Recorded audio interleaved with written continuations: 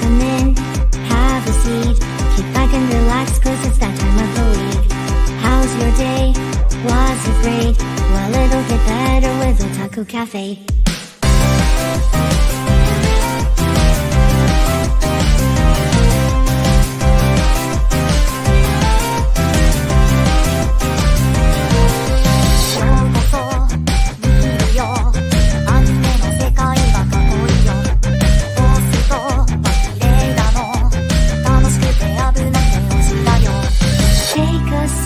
Nostalgia, let the memories bloom. All these stories in my head are gonna make me go boom. Kick back and relax, turn the volume to the max, bob your head until you're dead. Yeah.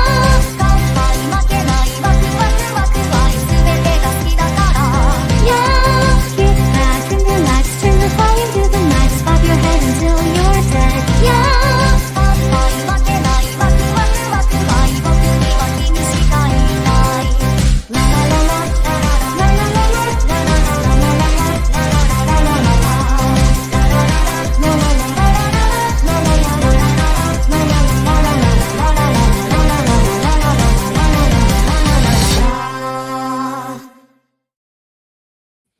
Gone our friends, and yes, you are our friends, and welcome to another edition of the Otaku Cafe, where craziness ensues, vampires getting drunk, Kana being best girl at the stage play.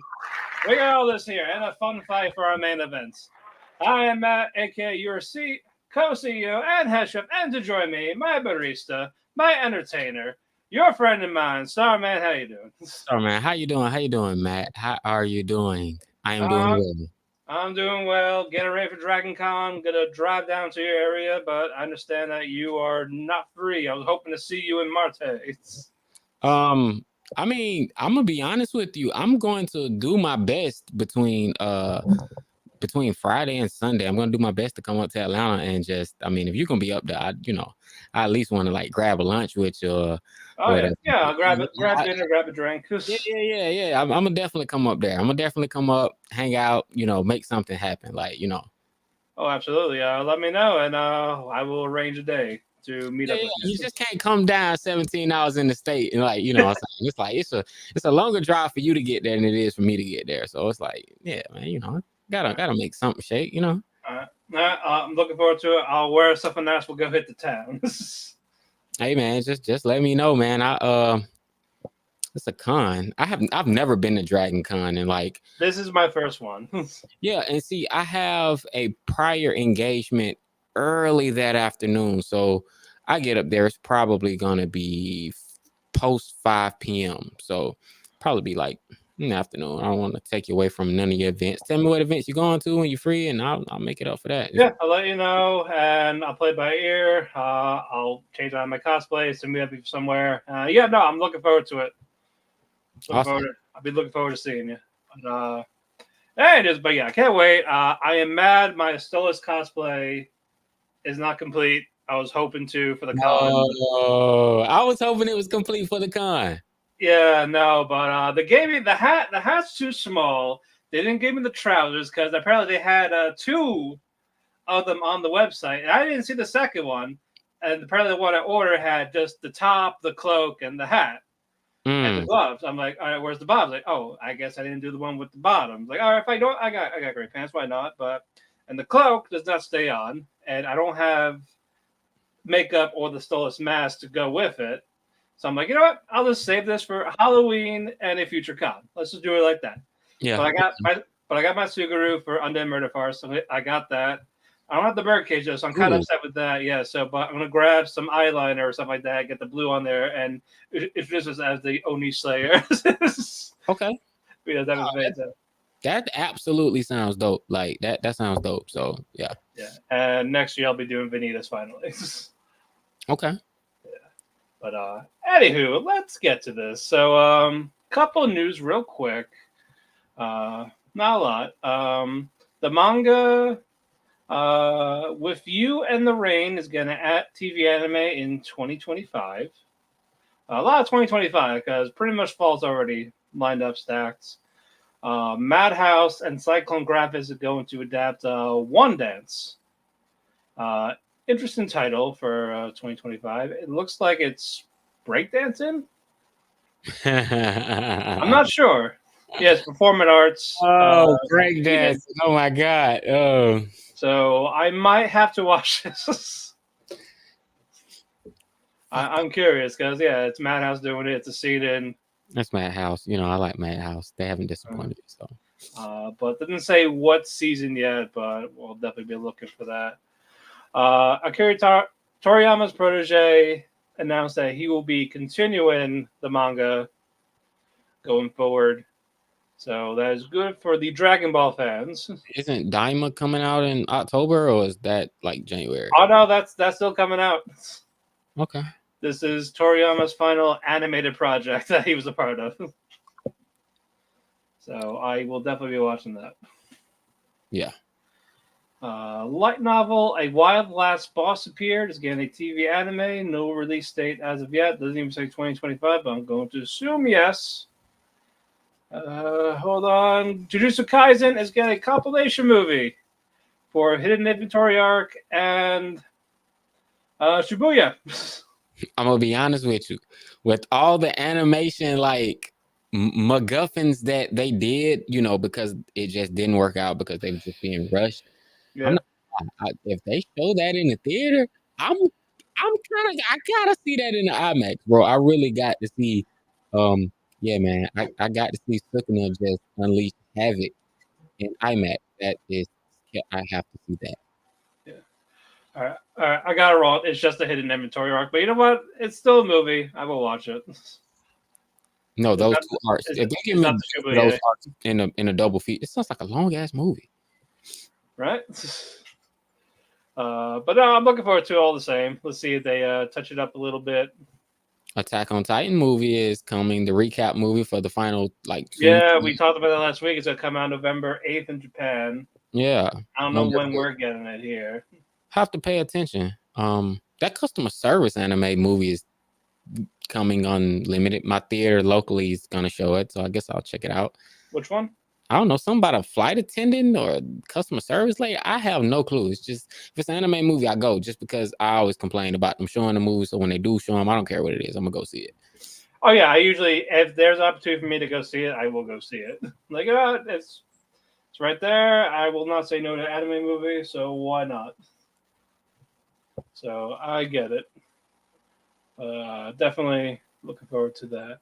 But that's it for the news. But real quick, Starman, tell us what you're watching yourself. What do you got that we are not seeing? Before I get to that, I watched Cosmos, the double feature Sailor Moon movie this past weekend. Oh, okay, yes. How was that? I completed that. That's the main thing I really want to get off. Okay, you know. Okay, go ahead. Got me a Floor new is yours for that. occasion. Shout out to Hot Topic.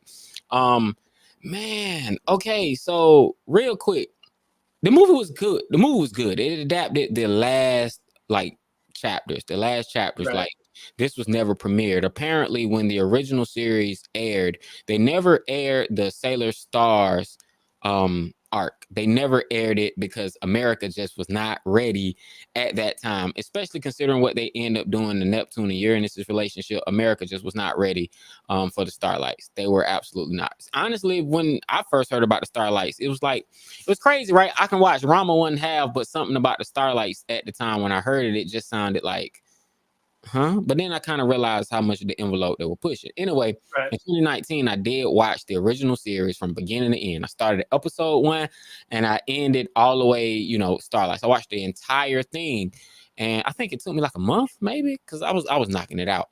I watched the movie and realized, oh shit, wait a minute. This is not the story in the anime. So apparently when the anime was going on, the manga was going on. So they did Full Metal Alchemist. They pulled a Full Metal Alchemist, not Brotherhood. The movie on Netflix is Brotherhood, but the actual series is Full Metal Alchemist. They just made up an ending, based on how they were doing because the show was successful. I didn't know that. Well, the movie is good. Animation wise is flawless. Like it's great. They redid the character designs for Crystal because a lot of people complain about the Sailor Moon character designs for all the Sailor Scouts, but Like the other Netflix movie, this one is a double feature. First one's an hour and a half. The second one's like an hour and 20 minutes. So you get almost like 3 hours of like, footage. I watched one on Friday, one on Saturday. Um, Man, it shouldn't have been a movie. It should have been a series.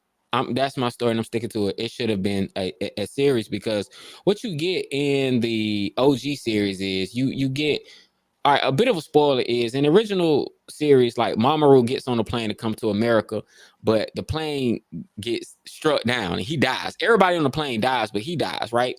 Um, she doesn't know that. Usagi, she doesn't know that. Mamoru is gone, but she thinks she got ghosted. She think he done went to America and ghosted her. So she ain't heard from him. She don't know what's going on. He ain't wrote to her.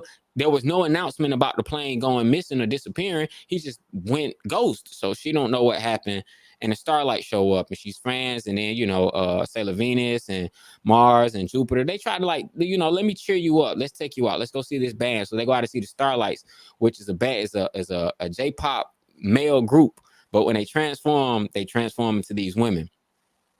They're all three together. I never understood how they couldn't figure out who they were. The biggest difference is in the movie, immediately they're like, oh, the Starlights. Oh yeah, bro, that's Sailor Stars. Like they could sense their energy. Like, wait a minute. Like, bro, they got cosmic energy. I can tell that they're like us. Holy shit. The Starlights are really scouts. And I was like, oh damn, that was a quick reveal. Like in the anime, they don't find that out till like a house party. You don't get an emotional investment in no one in the movie. And in the movie, it's really like dark. Like everybody, damn, big spoiler. Everybody dies. Everybody fucking dies. That's what it's about. It's about everybody dies. And it's like, oh shit. What you get in the OG series is Cessna. He's Seiya. Seiya is like the warrior fighter, like Starlight, and he likes Usagi. You're talking about Seiya, right? No, I'm talking about Seiya. Oh, okay. The Starlight. He likes Usagi. Like he loves her. And she's ghosted. And he's taking out on dates. She agreed to go on the dates. Like she practically cheats with this dude. Well, this girl. Anyway, cheats with him. She ends up like having this relationship. It starts budding, but then some of the scouts is like, nah, girl, like you deserve to be happy. But then you got Ray who like, hold the fuck up. Sailor Mars is like, nah, bitch. Nah, you gotta be loyal. I don't give a fuck if he ghosted. We don't know where he at. Matter of fact, you ain't even tried to look for him. You just worried about him gone. He might be in trouble. And they was like, well, damn, he might be in trouble. Let's look into this shit. So like you get this whole half of her friends are saying, hey girl, you need to go off and be happy. And the other half is going off like, hey, hold up. You need to be loyal because you train a dangerous line having this little thrist with this Starlight right now. We can't do that. You don't get that in the movie. In the movie, it moves too fast. Nothing's really impactful. You just get fan service. What I mean by that is you get to see Chibi Moon with the four Amazonas, the quartet. You get to see them because those are her scouts. So you get to see her and her scouts fight. You get to see Luna, Artemis, and Diana's human form. That was really dope. You get to see you get the true origin of Chibi, which I was like, I didn't need spoil that. Internet could have told me. I didn't even want it. So I finally got that. You get to see Sailor Moon or Neo Queen Serenity's ultimate form. You get to see her cosmic form, which is super fucking dope. You get to see her final like Pokemon evolution. You get to see her like ultimate form. People get stabbed, people get cut, people turn to dust, get their hearts ripped out. It's really good. It's a lot, but the pacing is fucking terrible. It's just, it should have been a series. The pacing was just god awful. Wasn't a big fan of the soundtrack because the original had the original Japanese soundtrack. They did some techno bullshit with this one. I'm stuck. Like, I never give halves and shit. Right. I kind of just want to go ahead and give it a 4 because of the animation and because of how well it is. So I'm gonna leave it at a 4. It's an 8 out of 10. Considering everything negative I feel about it, I'm gonna give it an 8 out of 10. But with that being said, Eternal was a whole like 9 out of 10. Eternal was better. But still, it wasn't as good as the series. I'd say go watch the series, but this final season, it gave me the closure I wanted. Like Sailor Moon, I started watching that in '97. Like I'm showing my age right now, but it's the first anime series I ever watched. So Toonami not showing the entire series, and then I'm having to wait from 2001 I gotta wait all the way to 2019 to see the final season. Then I Yeah. gotta wait 5 more years, damn near, For the rest. to see the actual official ending. So it's like, bro, I've been on this journey since 97. This is almost 30 years, bro. I don't know how to feel because so much time has passed, and bro, Right. this show meant so much to me, and now it's done. It's like, bro, I finally got to the end. It took almost 30 years for me to get to the end of Sailor Moon, and it's like, yo, I got to the end, and the ending one classic like I wanted it to be. So it's frustrating, but I got the closure I always wanted, and it just the animation that we got in the year 2024 is just it's unmatched. So it just looked great. But yeah, man, I'm conflicted on it, but it's on Netflix. Check it out. Um, it's a whole. I give it an 8 out of 10. It could have been a 10, but it should have been a series. That is my story, and I'm sticking to it. I will write an official review. Y'all I can do will. Twitter page. Yeah, I have seen the original Sailor Moon, so I'll probably have to go back to like, refresh my memory because it has been a long time. I haven't seen the 2019 stuff, so Yeah, no, that was the movie. The Netflix movie just covered the last 2 seasons. And the last 2 seasons are hilarious. Like you have to see the OG version because they're just fucking hilarious. But I really enjoyed the drama. I really enjoyed just it took me in a whole like journey, bro. This shit really meant a lot to me, and when it came to oh yeah, just and I'm putting me, glad you were able to see to the end. yeah. So I get to the end, and I mean that's it, bro. It's like so. That's the solo thing I watched. Yeah. All right, solos. All right, bit of a long-winded here. No, you're good. You're good. So solos. One show that I did pick up that it seems like nobody picked up except Chris. Shout out to Chris, and that is Magical Girl and the Lieutenant. Like in the Evil. These VR enemies. Yeah. I keep hearing good stuff about it. Like that show is really fun. It's really cute. And I hate the fact that it's only like 12, 13 minutes. It's like a short show. It's like 12, 13 minutes. Yeah. But it is really fun. It's really charming. It's animated like wonderfully. I really enjoy that. That's been a fan favorite of mine. I look to watching that one the most, damn near. That's one of my favorite shows of the season so far. Another solo that I am watching right now is what is another solo that you guys aren't? Well, I think that's one of the few solos that I do have because we both watched 2.5. Yeah, we'll get to that. We got the Mayonaka. Mayonaka. You didn't pick up Shy season 2, right? Not yet. That's when I'm dubbing it the fuck out. So I'm Okay. gonna That's a dub. Okay. yeah, I'm waiting till it gets all the way to the end, and then I'm just gonna like fast forward. I am watching Delico's Nursery. Yeah. How's that been? Delico's Nursery looks fucking great. I love the art style. It looks great, but I mean, nothing is really happening, this whole thing is this guy just decides, yo, I'm gonna raise my kids and work at the same time. And since he's a noble vampire, he challenged these other vampires. But if you really about your noble blood, you can do it too. So they start doing it too. One of the guys feel like he owes him because he killed his wife. Only reason he killed his wife is because she got possessed by. And the crazy thing is not even to get. I don't apologize. My intention is not to bring politics into this anime, but the vampires that they're fighting against are the Trumps. You can't make this shit up. Trump stands for the true vampire, but they call them to Trumps. And like, so there's so many Trump jokes that you can get in this because oh my God. the Trump. And I'm just like, I can't wait to see how they dub this because they're dubbing it, but I'm watching the subtitle because I'm getting it new every week. Nothing really happened. It's a detective story, but so far it's been some cool vampire shit that's happening, but nothing's happened. It's only been 3 episodes that are out. So out of 3 episodes out, it looks really good, but nothing has happened yet. So it's not gonna make my final list because I'm gonna have to just push it back to winter. I'm gonna push it back to fall because it's just not gonna end at the end of the summer. Yeah, it'll be like halfway done by the time fall rolls around. Yep, it's kind of like what they did with Ninja Combo. It was like halfway through the season. Now, last but not least, one of my favorites that no one else is watching is No Longer Allowed in This World. No Longer Allowed in This World has the same, I can't remember his name. It's the same director from Uncle from Another World. He directed this, and it's the same character designer from what is it? Love After World Domination. So same. Okay. Yeah. So that if you look, it's like, damn, that girl looks like this to me, and it's like, yeah, bro, same character designer. No, this show is fucking awesome. It follows the travels of okay. So in this show, when you get isekai, like they send Truckun after you. That's how you die.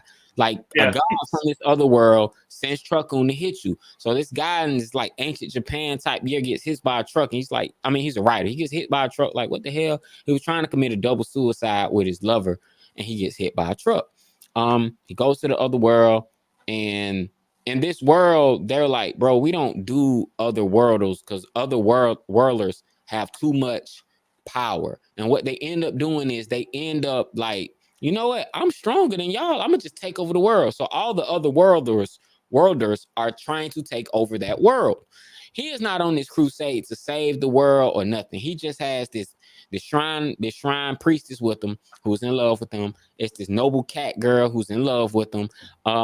There's this boy who's just tagging along because he's bored, and our main character who is like, yo, I am on the quest to die. My whole thing is I want to die. That's what he is. He wants to die. That's the main thing. But because of that, his power ends up manifesting, and his power manifesting, and he can't die. Right. Yeah, desire. He can't. He He can't just, die. no matter what he does, he just. He can't. If you're a monster and you try to eat him, you'll bite him, but you'll die of poison because he eats these pills. And like, if you try to, he just can't die. Like, whenever somebody tries to kill him, somebody intervenes, and if you do manage to get a fatal blow or some shit on him, you end up dying in the process. So he has this. He does not. He's not scared of death. So it's like he ain't scared of death. He ain't scared of pain. Like it's like yo, who is this guy? And he writes. You end up seeing it is eventually revealed that he can write your story, and whatever he says happens in your story will happen to you like in real time. So he can write the ending to you, and that power ends up manifesting. So like if he wants to send the other world back home, he can. If he wants you to reach your ultimate power because you're on his team, he can write that in your story, and then you'll get that power up. It's a unique story. There's nothing else I'm watching that's like it, and it's really freaking fun. But yeah, no longer allowed in this world. I definitely recommend it to whoever wants to check it out. Okay. But yeah, Very nice. Very nice. check it out. Sensei. His name is Sensei. But yeah, I only got a couple before we get to our seduction and our punch. My wife has no emotion. We finally get Mina's lore after fucking 9 episodes. Apparently, the Super Mina had some of the original Mina's memories in her little data bank when they were exchanging data. So the Super Mina found Mina's memories of her old owner where she was abused, like why she was discarded because she is technically a used unit. So she goes to Takuma Mina, says, "Hey, I have your memories and all this. I'm trying to look up your old owner," and says Otani. Okay. And then when she was trying to go for the memories again, for some reason the Super Mina got a little seductive towards Takuma, thinking that she had Mina, the original Mina's memories of her love with Takuma, and then fucking Mina just grabs Super Mina like, no, you ain't gonna squeeze my husband. Fuck this. So the Super Mina calms down, and they go separate ways. But later on, Super Mina talks to Takuma, says, "Hey, I looked up more on the owner, and apparently he doesn't exist." So it's like, okay, so why is she remembering someone that is not real, that's not around? So okay, so they're trying to figure out more, and eventually Super Mina finds out that Mina's original owner he is real, but he wasn't abusive. The guy's father was abusive, saying that Mina was useless because this Mina was the original prototype when they were making these robot lines. And he has been trying to help this Mina understand emotional. That's why this Mina has been acting different compared to the regular units itself. And while that's going on, the owner is just slowly dying. Like his body's like deteriorating. It gets to the point where his parts of the body is being replaced by metal. like being a robot type of thing. And hello, Hunter. How you doing? How you doing? Welcome, welcome. It's getting to the point like his body can't keep up, being decomposed basically.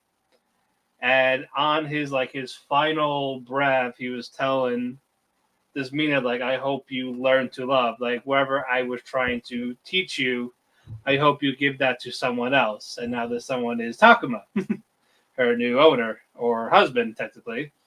But I'm like, holy shit. They did a decent job with this. As I said, the first half I haven't been thrilled with this, but it has been picking up when they actually get more on the romance side of it and talk about not being a Kazuya Jr. from Rental Girlfriend. Mm. He was kind of cringy. Like in the manga, he's not really like that, but just how they made him sound in the anime got off that vibe. So I was like, yeah, I don't like that. But he's calming down. I really like Mina.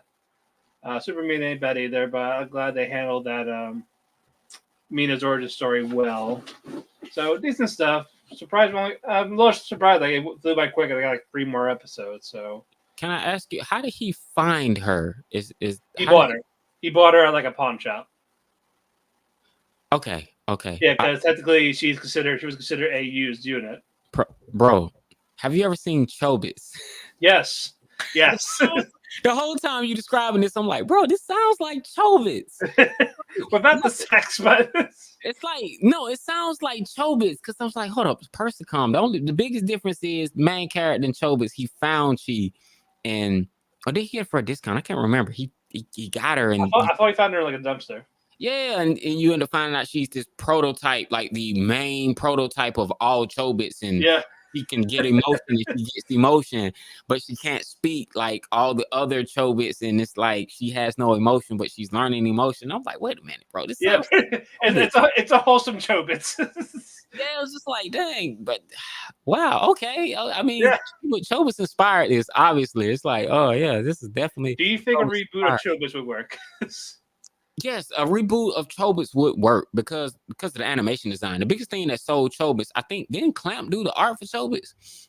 I think it's been a while. I'm not entirely too sure. How she was adorable. Absolutely. She was adorable. So I think, and the thing about Chobits, it didn't end. So you didn't really. It was just an ominous. Okay, we don't know what happened type of ending. So you didn't really know how it ended. But like I said, she was adorable. You really want to see what was going to happen. You know, other guy was in love with Chi, the owner of Chi, who made her want to find her. Yeah, man. I think a reboot. I think a reboot of that would work. I second that. I mean, I want an Outlaw Star reboot first. But oh man, imagine that. I want an Esclaflowne. That's like the first isekai I seen. I didn't even think of the word isekai when I saw it, but Esclaflowne needs rebooting. But Chobits, I think a Chobits reboot would be very successful. In terms of nowadays, I think people like that cutesy. I think if the soundtrack is just like if the soundtrack is good, you stick with the good character designs and you flesh out the story. I think people. We are in an era where reboots are slowly happening. So I'm not mad at anime reboots because the difference between Hollywood and anime reboots is Hollywood will take a movie that was a classic that was good and then they'll fuck it up.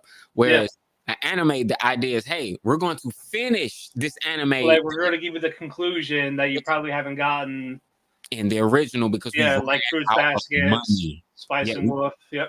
Ran out of money, bro. So now we're gonna actually finish it. So yeah, I'm all for that. Absolutely.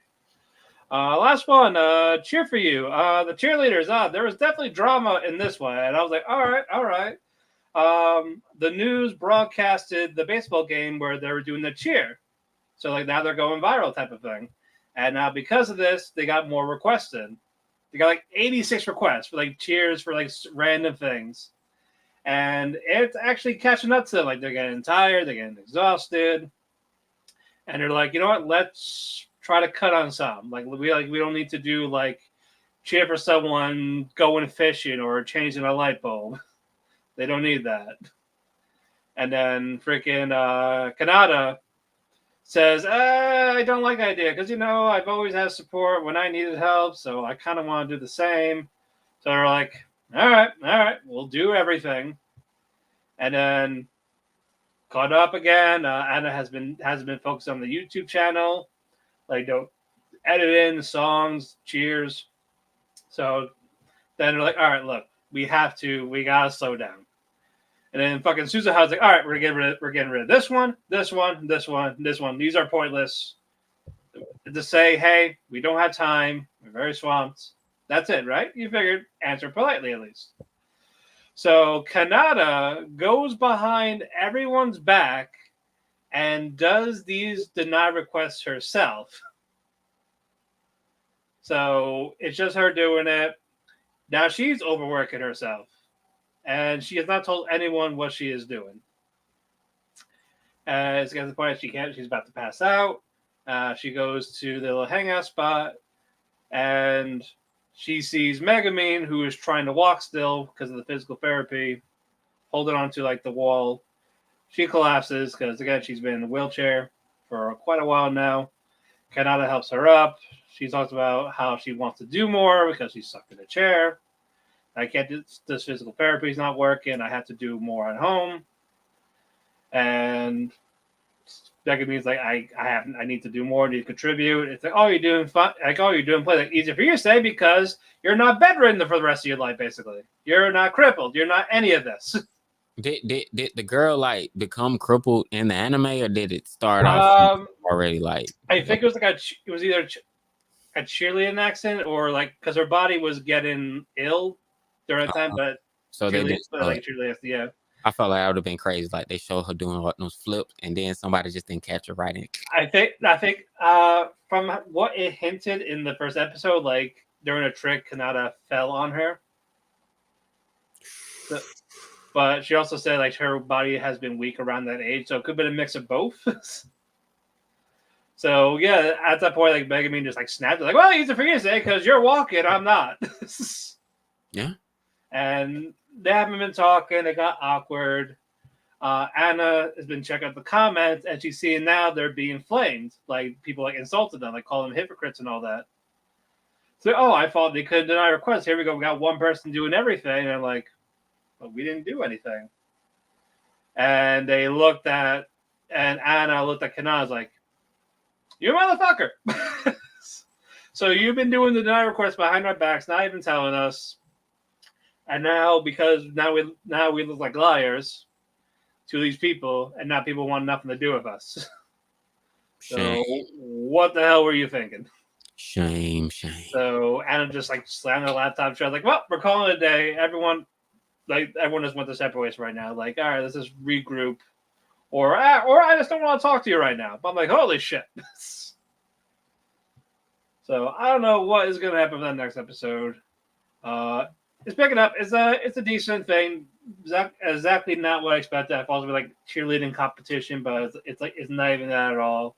Oh, okay. Yeah, because no, like they are cheerleaders, but they're like trying to go viral with the cheers, helping people with the cheers. That's why they've been doing these requests, and now they're overwhelmed because price of fame, no social life, or you're gonna be overworked. So we're gonna find out what happens next episode. I cannot wait, and that's it for my solos because we got two together. The price of fame, being overworked. That's a good transition. Yep. Let us go with 2.5 dimension seduction. Okay, that works. I was thinking Mayonaka, but sure, let's roll. Oh no, we can do that. Sure, like go. The price. Now we'll do a Mayonaka. It's collab time. Yeah, they're famous.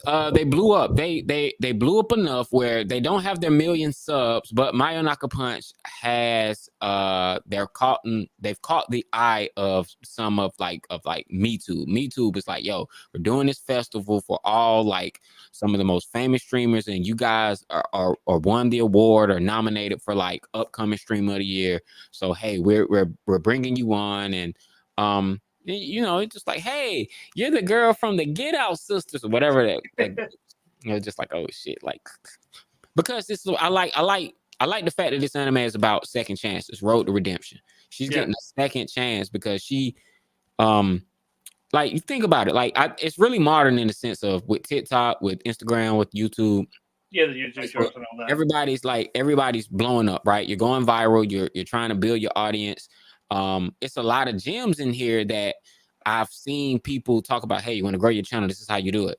They Yeah. do a lot of trends. It's the same thing. We're gonna dance, we're gonna eat stuff, we're gonna show some skin, we're gonna like do challenges, we're gonna like do like everything in order to blow up. And it landed them at this festival where they get to be with some of the some of the people online they Yeah, admire. Sumo Fest. Sumo Fest. Sushi. No outside kids. I felt bad for food there. No, I mean, no. I mean, well, I didn't because she ended up like, oh no, those were actually your they popped up, man. The way they popped up was kind of like it was on brand with them, I guess. And food was Yeah. really like, oh my god, you know.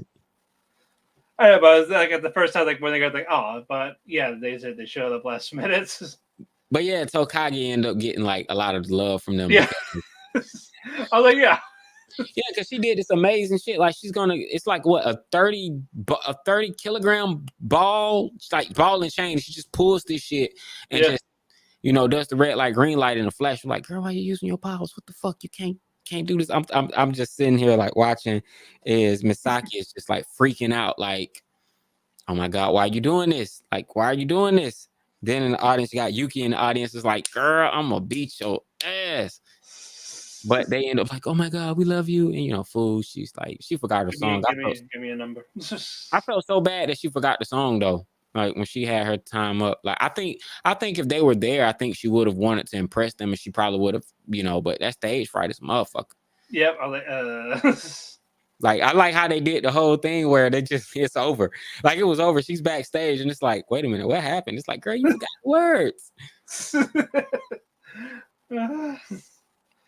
Also, can we talk about Liv being drunk? Because that was Liv getting drunk, man. She I love vampire lore. Like anyone who knows me knows, bro, I really love vampires. It's amazing that I've never watched Twilight. Just because I didn't want to ruin my view of vampires. I tell people I hate the movies, but it is still the greatest experience in a movie because I had fans wanting to kill me at the very last movie. We got another time. Yeah, save for that time. But I was laughing at one of them as I was leaving. So I was about to jump over my seat to beat the crap out of you. So I was like, yes. You falling in the theater or something? No. Because the thing, like the big battle happens and like is actually happened, but in the movie they did the whole it was a dream, it never happened. So I was like, ha, ha, ha. I just laughed because I got so disappointed. Oh shit! Continue. Vampire lore. Liv she likes garlic, makes them drunk. Yeah, like drunk or high. Yeah, it doesn't kill them. It doesn't hurt them. It's like poison, and alcohol is poison. That shit just makes them drunk. So if they eat it, they get high. They drink it, they get drunk. I think it's the craziest shit that you can really do. So she drinks these energy drinks, and I'm like, bro, why would you put garlic essence, juice, mints, whatever? Why are you putting garlic? I'm not drinking an energy drink with garlic. Oh yeah, no, I would not. But it was free, and she got bored. She drank it, and now it's like she's just straight out like drunk. She can't. She's what the fuck? Yeah, like she's like floating a little bit, like her little wings are showing. The plumber dude had a whole fucking affair and got exposed and just ruined the whole segment. Apologized because he got caught cheating. And I'm like what the fuck? Like what's happening? That shit was so crazy, man. That just nothing went right for them. Even Ichigo with the cooking and like that's right. I'm gonna go get an ingredient. I couldn't read it properly, and now I can't even make like the almond tofu, whatever the hell she wanted to make. She couldn't make it because she didn't get the correct like milk. Yeah, and mapo tofu, yeah. And I'm like, man, what the hell is? If, for real though, because I'm looking like if I'm a Saki, I'm looking at them like, yo, what what's up? But she didn't freak out because previously, like with the last group she was in, like these were friends from high school. They got kind of big, she ended up punching a girl in the face on live, like, but she held her composure. No, she did punch somebody. I just thought about this shit. The Gothic Lolita girl who was really jealous because the what the inside out boys? What are they? Suicide boys? What the fuck? Yeah, it's like they had these weird names. Like, and I was trying to figure out, like, what the fuck are they? Like, what do they call themselves? Well, yeah, so this gothic girl is really obsessed and she hates the fact that they proposed on stage. So after they seen that, that she's freaking out. She was like, yo, I'm gonna shut this shit down. She's like, no, fuck this. I'm gonna shut the show down. So she goes backstage, she finds the power outlet to the generator or whatever it was, and just sabotage the whole show. And I'm looking here like that don't make no sense. How you just gonna shut down the whole? Like, how does that work? Like, where's y'all security? This is where's y'all security? This don't work. Yeah, it's like there, and yeah, who was like not guarded? Like, there's no like engineer around the area making sure like there's no stage crew. There's like none of that shit. They're like, what the fuck happened, man? And they fucking what's her name? Misaka's like, hey, guy, you want to redeem yourself? Yeah, you want to redeem yourself? Fix this pipe. Yeah, it's like, oh, like it's not me. See, it's not the generator. It's not connected to this. It's fine here. Yeah, they go out and sing their final number like a cappella with like the music playing on like a phone or speaker or something. And I'm just like, bro, there's no fucking way they're gonna hear you guys with all that cheering. But it's anime. I suspended my disbelief. Yeah, Liv was like, I'm loud enough. I'm loud enough, and I didn't know she could sing. See, that's the thing that got me. It's like, oh shit, she could sing. I'm thinking the whole time, Fool is gonna be front and center singing, but it's like, no, it's like It'd be all of them. it's all of them. So they have the outfits, they're singing, they got the ropes on. So when they fly, people think it's yeah, we just ropes and tricks, and it's like, no, that one wires. They can really fly. They're vampires. Yeah. And fucking even Yuki got drunk, like with the girl. Like, what the fuck happened to her? Yuki was just out there with the phone, drunk, watching like Masaki just knock this girl out. She was no help at all. Yep. She's just drunk. I'm like, yo, y'all vampires is just a whole freaking trip. But right. I do like Mayonaka, like the punch. I like the whole group. It's always been just something like it's this episode was like, okay. The preview had me thinking it was going to go completely different, like everything was going to work out. This shit was a whole disaster. Yep. And I think it works like that. I honestly, for an anime like this, I didn't expect it to not be a total disaster, to be completely honest with you. Right. But it's a dope episode. I enjoyed it. It was fun. Oh, absolutely. I can't wait for what we got next for that. And now we got our final together. This is the 2.5 dimensional seduction. We got another girl. We got another degenerate. 753 or Nagomi. And she's like our protagonist. Hates 3D boys. Bro, she's like, she's just like Okamura. Yeah. Yeah, hates 3D boys, wants to cosplay to be the ideal character for the 2D guys she likes. Bro, and so when she was talking to Arisa, when she was talking to Lilisa, I'm gonna say, okay, in the manga, her name is Lilisa. It is Lilisa. They don't use L's in Japanese, they say R's. Her name is not Arisa. I hate the fact that when they translate this shit, fuck you, High Dive, for not making that shit an L, because it's totally a fucking L. I read that shit as L in the manga. Then I get the anime and they want to put an R there. That shit is like, they hate that. It's like when in Death Note, they say light, but then in Japan they say right though. They say right. It's kind of like Krillin, right? They say Krillin. You'll see Krillin, yeah. Or you'll see Krillin depending on how the subtitles look. But in the newer subtitles, they put the L in there. At least when they subtitle, they'll spell it Krillin. Like, it's America. We're gonna spell this shit Krillin. They might say Krillin, but they're gonna spell it Krillin. Her name is Lilisa. Anyway, Lilisa, I like the conversation that she has with her, because as a cosplayer, it's someone who believes, man, look, if you're doing competitive cosplay, then I feel like Lilisa is the best representation of it. It is how accurately can you depict the character? How much can your passion for this character be recreated or shown through your demonstration of this character? Can you Like Can from the outfit, the personality, acting like this character, like make it come to life. can you make it come to life? It's the same thing that a lot of people like we want in our movies. Like, yo, no, I want this person to really look like this person when they put this costume on. And I get it. But I do have to say, like, she had a terrific point. Like 753, she had a terrific point. The thing is, she's like, look, I'm cosplaying as all these characters. They pay me to do it because I'm professional. I don't know these characters, but I love playing So dress. like one was like a promotion to promote this new character.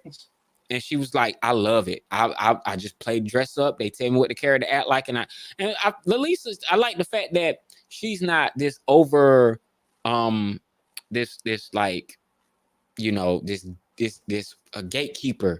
Like I'm glad that they wrote her to not be a gatekeeper, you know, type person, because we've seen anybody who's been around cosplays, you've seen the cosplay and gatekeeper who's like, no, what you're doing is not this, you're not really, because she's like, wait a minute, so you don't love the characters, you don't even know them, and the girl's like, I know what you're thinking. I done heard it 1,000 times. You think I'm doing this for the money? You think I'm doing it for this? But understand that when I look like these characters, I really fucking look like these characters. Like, I may not know this character, but I'm gonna bring this character to life. And that's because I just love cosplaying, and I want people who love cosplayers to see someone that brought their characters to life. So it's another way for her to say how she loves cosplay. It's explained in a different way, which kind of touched me in a way where it's just like, bro, she's not wrong. She's a bitch. She's being a bitch right now, but she's not wrong. She's not wrong. She's like, look. Don't think you a better cosplayer than me because you actually love the character.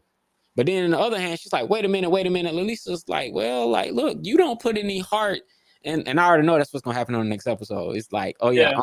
You already know, because she's like, I love this character, so it's gonna show, it's gonna radiate. People are gonna see me and know that I love this character. You don't even know those characters, so they're gonna have this battle. So I like how they're building up. Yeah, I feel like Lilia is gonna like lose that battle, though, but I think she's gonna impress a lot of people at the same time. I mean, she has some Magino, like her and her photographer are like, look, girl, you can do it. Like, they're like, I like the fact that they were really like cheering for her. Even I do like them, yeah. even Mayuri, like their teacher advisor. Like, I like the fact that only Masamune knows that. Oh no, bro, she's one of the big four cosplayers. Like, you don't know, she's one of the big four cosplayers. I love last week how she was black. He was gonna blackmail her. Like, look, yeah. I'm gonna pass around this DVD. Like, if you like, look, she's like, are you blackmailing me? She's like, yeah.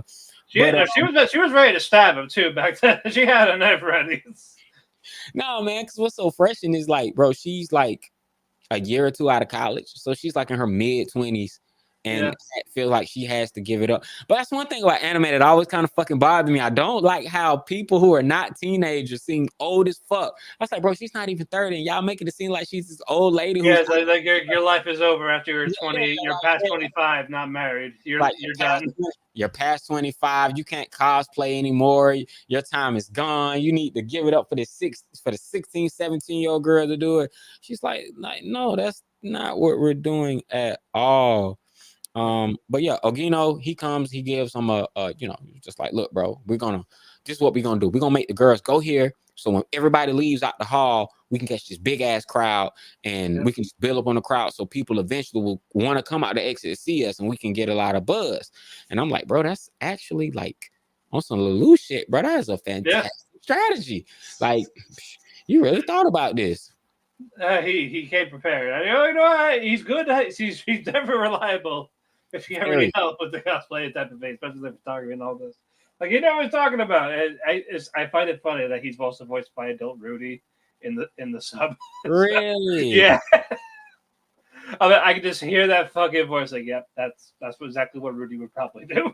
One thing that does get me, I haven't seen Makari in 2 episodes, and I don't like that.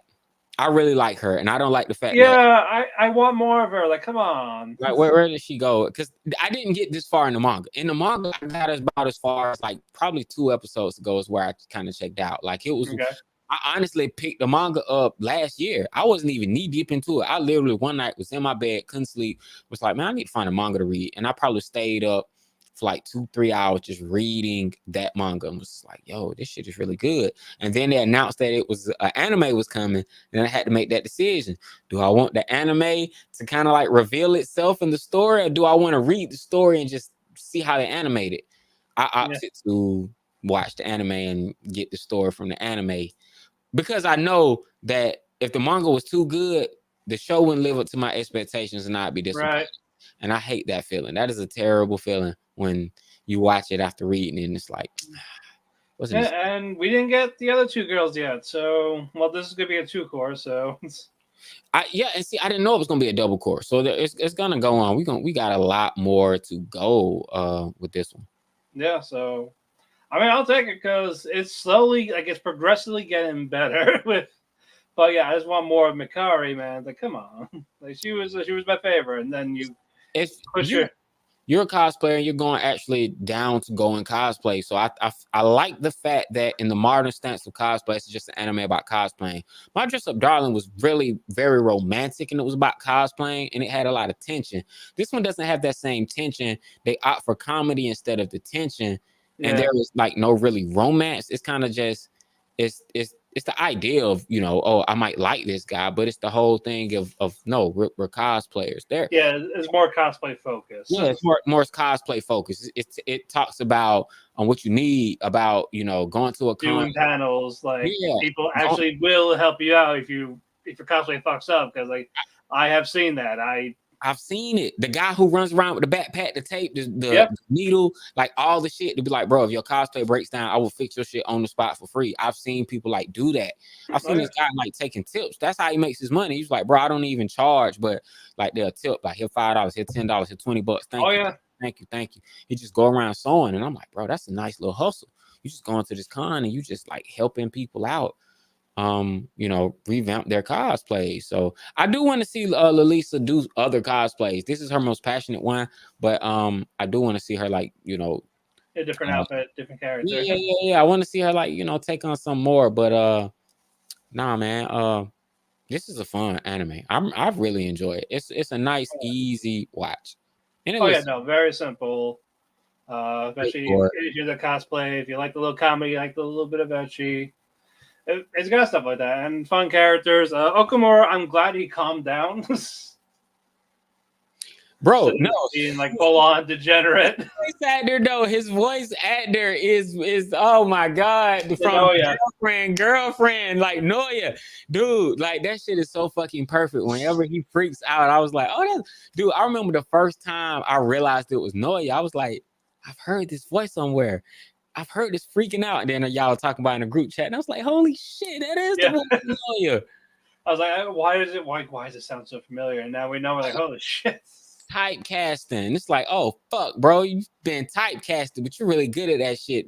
And after watching, you know, the many sides of voice actor radio, you kind of realize, like, no, bro, we gonna hire you for these types of roles. That's a real thing. It's just like, no, we're gonna hire for these types of roles because that's what you're good at.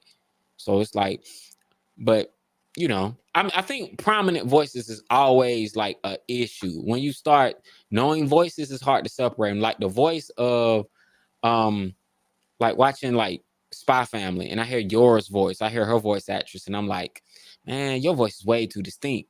Like, I hear like I could point you out easily. Yeah, it's like when it's too distinct, it's too distinct. Sometimes people be distinct, and it's like they can put a flair on them, but sometimes, like it took me a while watching Shangri-La Frontier to get used to the you know, to get used to the English voice actor because I'm like, Trunks, like. I guess, you know what I'm saying? Like, I guess, you know what I'm saying? But it wasn't bad. It was just like, oh, so that's the voice that picked for you in English? Sometimes I hear the voice in English and it's just like, it's like, damn, that is not a match for the Japanese voice. But sometimes, you know, the ADR director's like, bro, trust the vision. This is what we doing. Yep. Trust the process. Yeah, because that was the argument with Freeman. Like Freeman, everybody was like, no, man, Freeman sounds cute in Japanese. She sounds sexy in the dub. I never forget the meme though. She got like her and you battle sounded like Bill Fish in the dub. Like, good job. Like dude's like, But yeah, man. No, yeah, voice actor. Nah, 2.5. Check it out. I'm having fun with it. Yes, very much so. I believe that is it for us together. Shall we bring this man in? Yeah, man. I was waiting for him to come and tag in. And here he is. Man, No warning. I watched Spice. I took out the trash. I started watching Monday Night Raw. I was like, man, I could have probably watched one of my solos that I skipped out on to catch up. You probably could have, but you're here now. Welcome you. I am. Do we want to go through the list and keep Starman unless he? Yeah, we can do this together with him. Yeah, because I know he. What did he say that he's not watching everything else basically? Yeah, like what? Yeah, we can talk about Nier, Roshi, Heroin, Atri, and stuff like that when he's gone. Yeah. So I won't hold you guys up because I think what's the list that all three of us watch? Wistoria? Wistoria, Elusive, Gios. Wisteria, Elusive, Day to Day, and Gias. And no, I don't watch Day to Day. Twins. You don't watch Day to Day? Oh, we can talk about that real quick, but no, go ahead. The fuck with Kadode? I told y'all, like when Kadode, when it got revealed that, like, bro, this is some time shit. I was like, bro, that's a sonic screwdriver, bro. This is either some time shit or some dimensional shit. Like, it was a different timeline when she committed suicide. She jumped off the damn building and went splat, but we didn't see a splat. We seen her get caught, and then like the screen flipped, and then they were sitting on the roof at lunch, and then she was like, which we didn't know that was fast forward because, you know, she had to live and see Kadode die. It's like, oh no, my best friend died. I'm not finna live in a world where my best friend is dead. I need to go. You got to fix this. But that's the downside. Dude was like, look, in this world, you were so kind to me and so nice to me. Even though Kadode went off and started murking niggas, she started assassinating people. But you know what? Y'all were cool to the aliens. So you know what? I'm gonna tell the mothership of my homeland, look, these humans, some of them are nice, but if we come here, they're gonna kill us. Let's just not come. Like this, like cool. We don't have to wage war, but we ain't gotta come. He told her, like, look, in that other timeline, I cannot guarantee you that our mothership does not. Yeah, it's like declare war, invade you guys, or whatever. Like, oh. But then that's the difference. In the original timeline, the aliens had the intention, if humans weren't so evil and violent, they had the intention of living alongside us. And the other timeline, they wanted us to be fucking pets. So I was like, what the fuck, man? Like, I'm just like, bro, y'all wanted us to be pets. Like, I don't give a fuck if you live here first. You left and came back. We squatted on this bitch. This is our house now, bro. You can't. The aliens got some audacity to come back here. Just don't tell us the game plan and just sit up there. Now, don't get me wrong. I don't think we should have just shot them out the sky. But I feel like, bro, if you scaring, like, bro, you just can't scare. Don't look, man. It's a big rule that we have in the black community. And I think it transcends all over the world. It's don't scare the white people. Look, aliens, don't scare the Japanese people. Don't scare the earthlings. If you're not from here, don't scare the earthlings. You fucking scared them just floating in the goddamn air in your saucer, and they shot you. Like, bro, they shot you. Like, they didn't have to get so violent though. But Kadode is going around, you know, she lost her fucking mind. Yeah. Like she lost justice. She lost her mind. I'm like, she was trying to be Kira. But that was in the timeline where she didn't even go for her teacher. She just let that shit go. You noticed that, right? Yeah. That's the timeline she did not.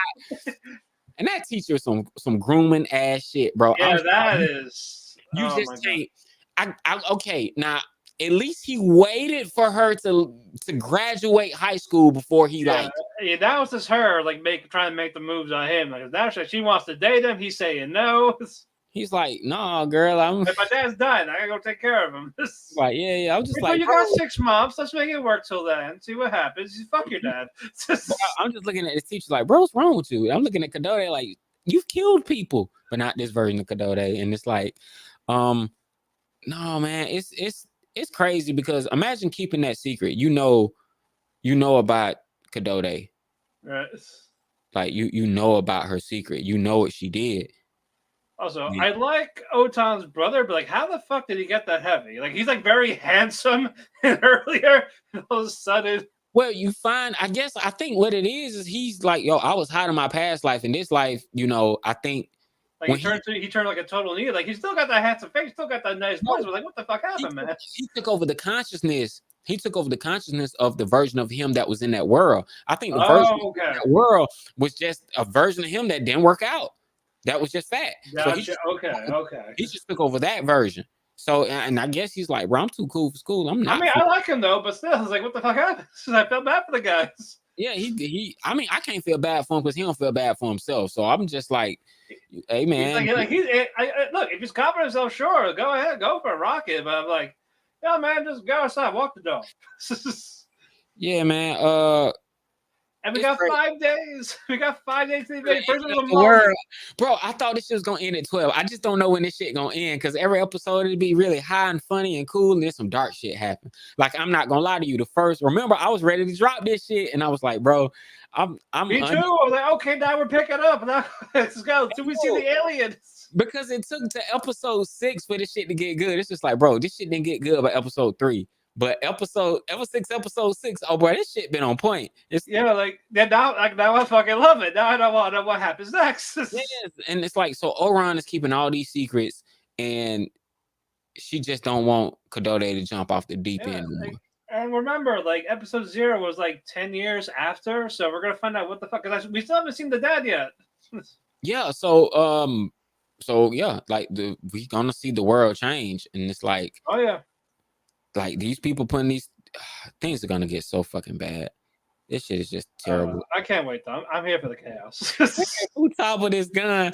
Futaba walk around with a plastic Glock and just like, yo, you gotta take this shit. Like, I don't know what to do. I was like, bro, you with a fucking activist group. You like, baby, you in a cult. You're in an ego. You're in a like, you're in this like local terrorist type of thing. You're in a terrorist cult. Like, they're Earth terrorists. Like, bro, by any means necessary, we're gonna be the aliens' friends. And the other guy's like, bro, we're gonna kill the aliens by any means necessary. Bro, we're gonna kill other humans. Aliens. I was just like, bro, why is everybody killing? It's crazy how everything is just about killing, death. That's what everybody. Sounds like an Ethan show. Like but that's what it's killing, bro. They've been so merciless against these damn, and then you find out those helmets are not their fucking faces.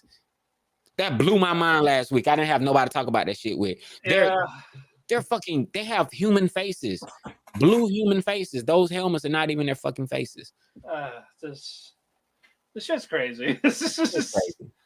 It is so crazy. But all right, Ethan, welcome back. I'm just trying to book a haircut appointment because y'all still going. So I was like, do other shit that I need to do. My bad. So, all right, I'm gonna wrap up a story with y'all, and go ahead. No, you don't want to stay for however many? We like 2 or 3 shows. Might as well. You're already here. Unless you want to go and you got to do what you got to do because you said you had plans tonight. Y'all are watching shows. I'm watching dubbed, and I'd rather not have those. No. But you said there's like 3 other shows? Yeah, like Wistoria, Deer, Elusive. Oh yeah, no, okay. Well, wait, I thought Wistoria was the finale, so we're gonna change the finale. No, we'll keep it as the picture. Man, I don't know, man. That was the last thing I saw, and I fucking jizzed myself. I was like, it was so fucking incredible, bro. Yeah, what do you want to go 2.5? You want to go twins? Like, yeah, let's go. All right, we got run them down. Yeah, what do we got? Yeah, there's a little bit of twins. I like. Well, twins was okay this week. It wasn't too like. Yeah, as I said, we'll start with that. All right, fine. Let's go. Yeah, keep talking. I gotta book my appointment. Y'all was gonna start. I'm just gonna jump in. Motherfucker, you just came here. Like, bro, you literally got to like, all right, man. My name is Ethan. I'm your head barista. I'm here to kick off twins. This last week, these crazy twins did this. What the fuck happened at the beginning of twins? I don't see. The problem with me jumping in sometimes is I don't thread. When I don't thread something, just let it go through my head. So, like, since I don't thread the show, I don't keep up with it. Thread? Oh, shit. Huh? Nothing. Keep going. Yeah, did you do the thread, motherfucker? You sound like Marte. Marte's fucking 2 weeks delayed on his My Hero thread and shit. Because this motherfucker wants to have panic attacks instead of do his thread. Indivisible. God damn it. You know what? Give me a second. I got an idea. What I do... No, G-shit. You know what I do, Starman? Is I look, right? I look at your picture and I can kind of get a general idea of what happened based off the picture. Now, if you didn't do the thread picture this week, me jodí. I'm fucked. Oh, yeah. Sorry. I'm going to post that right now. Okay. God Damn I gotta it. tell you that I already talked about that sex scene with that Terminator-esque movies. Yeah. She wants that June. She wants to hop on the June. Okay, June is tutoring Amamiya. Amamiya is being tutored by June, and Nayori finds out that Rumi set the whole thing up, and she's like, "Yo, what the fuck?" And she was like, "Well, look, she likes this other boy. I don't know who she likes, but I know she likes somebody, and she doesn't like him. That is not his type." And I kind of believe that shit too, until he bust up in her room.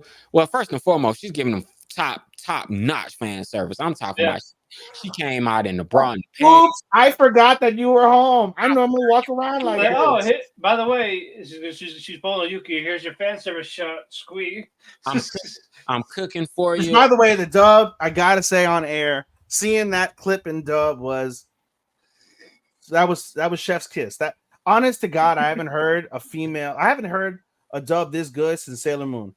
Bro, I told you Dub's been getting much better than y'all hardcore sub watchers. It's not the same. No. It's not the same. No, I said I would watch more dub if it was a simul dub. I can't record for a week.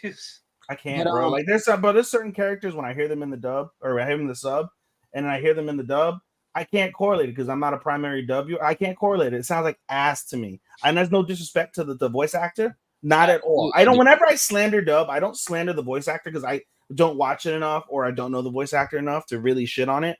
But bro, like when I hear Night and Day, like to me, the Japanese, when I hear it first, it fits it so much better 9 times out of 10 in my ears, bro. Like I have this argument constantly when it comes to Konosuba because I want my nephew to watch it sub. He's like, I refuse, I hate sub like for Konosuba. I'm like, why? And he's like, what does Kazuma sound like a 30-year-old man? I'm like, because that's just how the Japanese are, motherfucker. Why does he say I sound like he's a preteen virgin? I mean, I know he's a teen virgin, but still, I don't want him to sound like a fucking loser. I don't want him to sound like your normal fucking. You don't want him to sound like Kazuya? No, I don't want him to sound like a school shooter in high school. I don't. No. So June walks into Amamiya's. Mamma Mia. He walks into her. He walks into her dad's study, which is her like room now, and that's the room she goes like, look, I ain't grow up with my dad. My dad works, you know. Yeah. But he left after the divorce. He left me this room, you know. And he goes in there. He's like, wait a minute, you have these albums? It's vinyls, like every fucking where. I love this bitch. Yeah. Like she got the vinyls. I'm like, oh, I love her. She's dumb as rocks. She's hot and she's blonde. She checks everything I need off the box. Bro, it's like she's pretty. She knows what a dick is. She likes cool shit. She's not Rumi. Stop it. Well, she's not Rumi from Dating Stories. Bro, it wasn't even. It's not even. Bro, the fact that she's a closet nerd, bro. Yeah. Sold. She's a whole closet nerd. She's like, yeah. I'm a whole garu at school. At school, I'm a whole garu. But at home, oh man, don't you tell nobody. But shit, I collect action figures. I'll be watching anime. I listen to vinyls. I listen to jazz and shit. I'm like, bitch, you 15. What you listening to jazz for?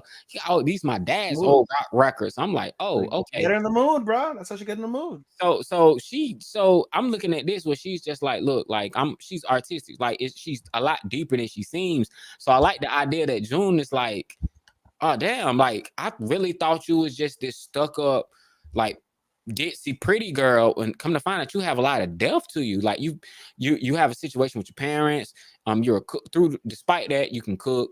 You're a nice, kind person, and you're really trying hard because your mom. Then her mom came over, and you know, mom was really like, "Oh, you're a cute boy. I've heard about you." Mom giving him dog. That's the same thing old girl's mom did to Buddy in what's the anime we watched last season? That same attitude is why she ended up pregnant so young. For which? When they was in damn it.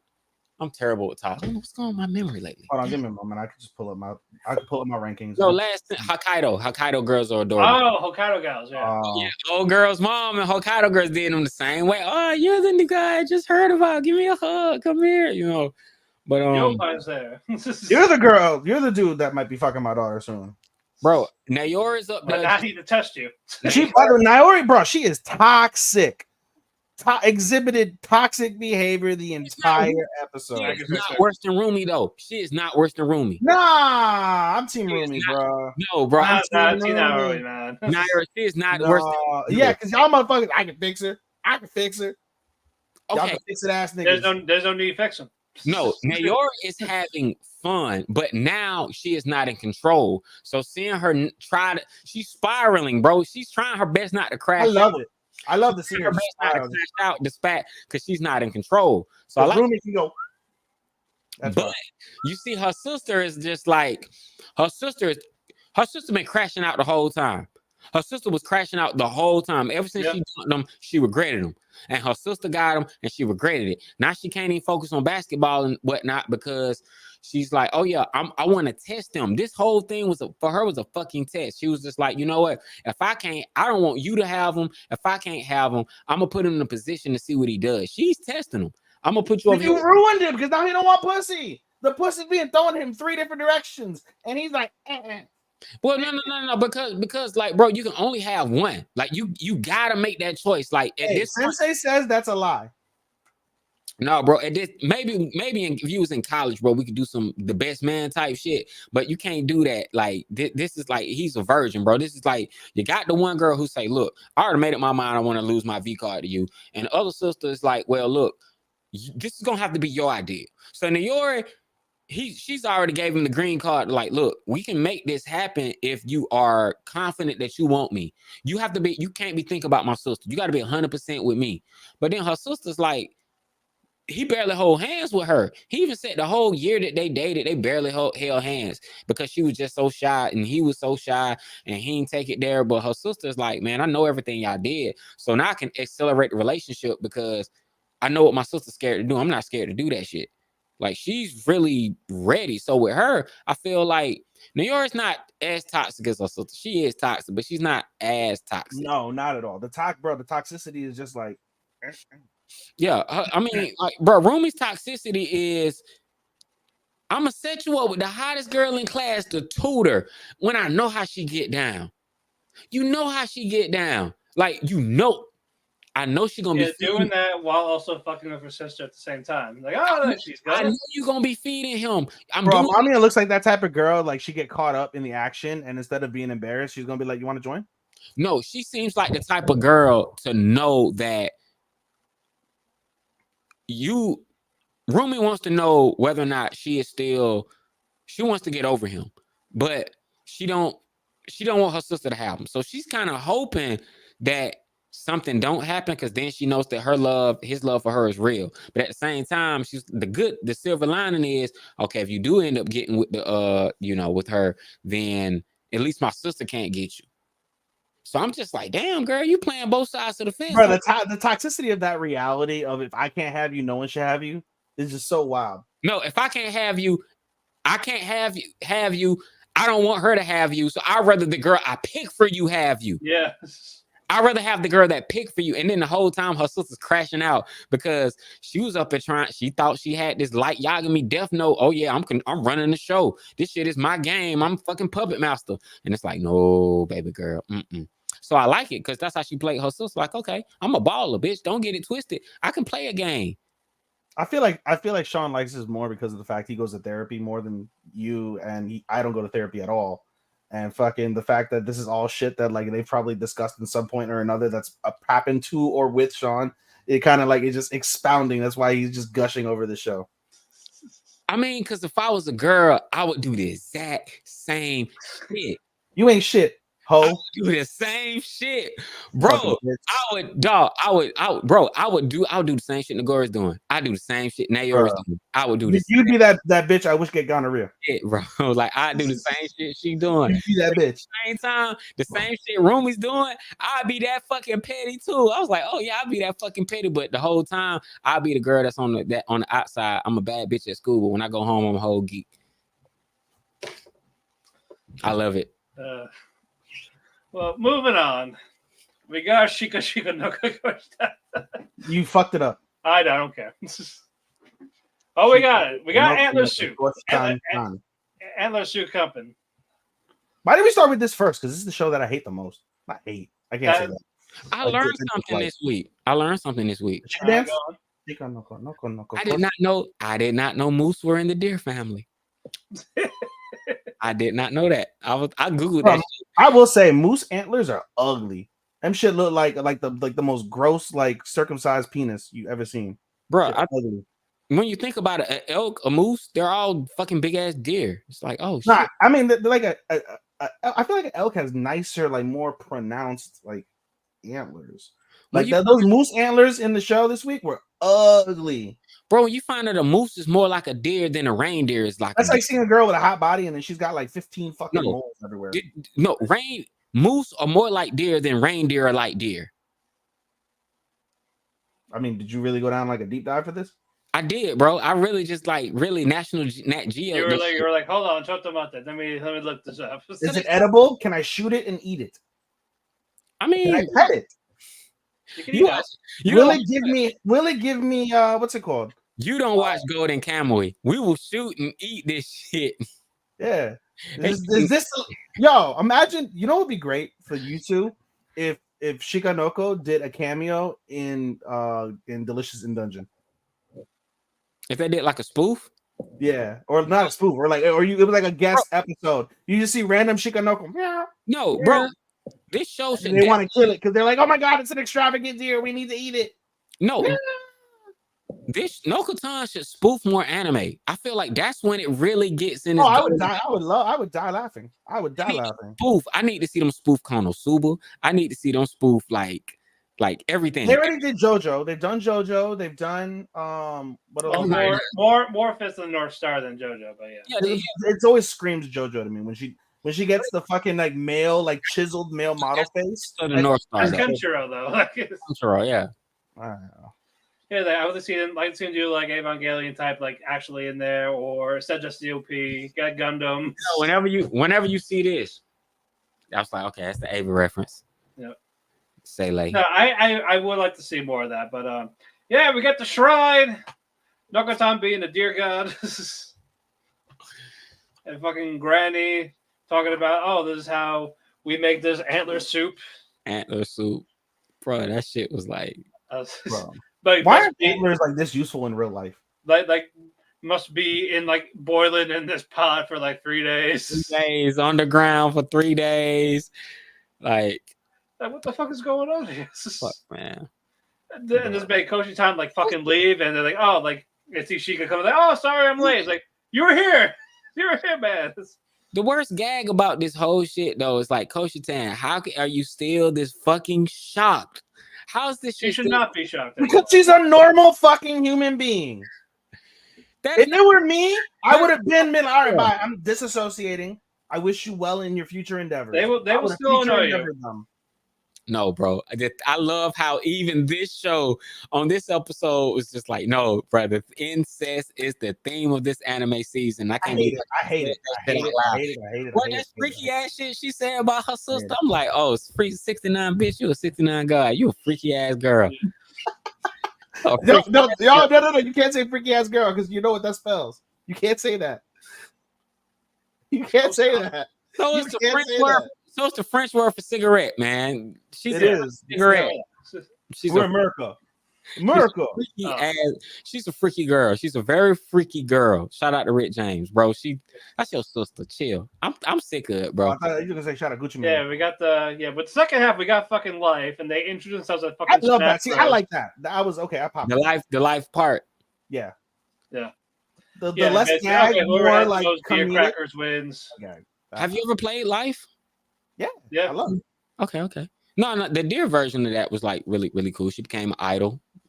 Went back up. Fucking Koshi-tan went to the city, got all this. They all went to the city except for no. Shika went to the water. The sister went to the woods, mountains, which was the most treacherous one. And she's rural. She's collecting deer cracker tax. And everyone's like, "Oh, your puny 10 crackers! I'm in the city where they give me 100." Yeah, she has 200 billion, and now you find out, oh, you're not really a deer. You're a capybara. He's like, no, I get 10 crackers for every time. For every time you guys take a turn, I get 10. I'm not gonna lie, I did learn if you're talking about like different species of like deer and whatnot. I did realize I didn't realize that was a species of animal, capybara. So I did learn something. You did not know capybaras were real? Oh, I know a lot of animals, but I never really paid attention or knew about a capybara. When was the last time you been to a zoo? You didn't go to zoo when you're in like You New didn't York go to area? a zoo? Capybara? Not really. I was a lonely and sad child. I grew up very sheltered. Daddy issues. Daddy issues. Yeah, my dad was a 65-year-old cripple when I was in the prime. I wish we had that Dr. Evil clip. Someone have some daddy issues. My dad would throw the football with me for about 5 minutes, the baseball with me for 5 minutes. He may take 3 jump shots, and he's like, "All right, son, you got this." And you just go inside and go long. I was go very long. No dog. Yep, I catch the ball, come back, he's already inside, back on the couch, and I'm just like, yeah. You needed and fucking Chica lost in the wilderness. She's growing like a white beard. She's a bear. They shake hands like it's a fucking president. No, she strikes agreement with America. Yeah, fucking gets like reparations and shit, and I'm like, what the fuck? Like that was funny. It was like on deer. I'm talking about billions of deer crackers. She ends up winning. Yeah, and fucking Bashime chokes on mochi that she was trying to make for this. The whole time she's in the background just making mochi. Like I just wish they would acknowledge her special needs. I'd feel better. Oh my about god, stop with the special needs. If she was special needs, I would feel 1,000,000,000% better. You're high, bro. Like damn, she just high. She's not even high. She's bro. And then what's with this boomer mentality? Like, oh, she's that automatically. Bro, she looks special needs as fuck. fuck. She's a stoner. Spectrum, bro. Like you got to put it on the spectrum. What she do? Bro, like she was like she did like.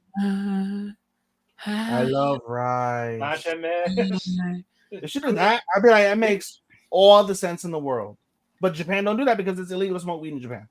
So she's not a stoner. She's just fucking special needs. She's high. No, you don't know what's in the rice. And we saw someone get drunk and high on fucking garlic. So don't get to me. Oh my god. And and mushrooms. Yeah. But she does eat shrooms in her. No, she eats deer fucking shavings. Never mind. It's deer shavings in her.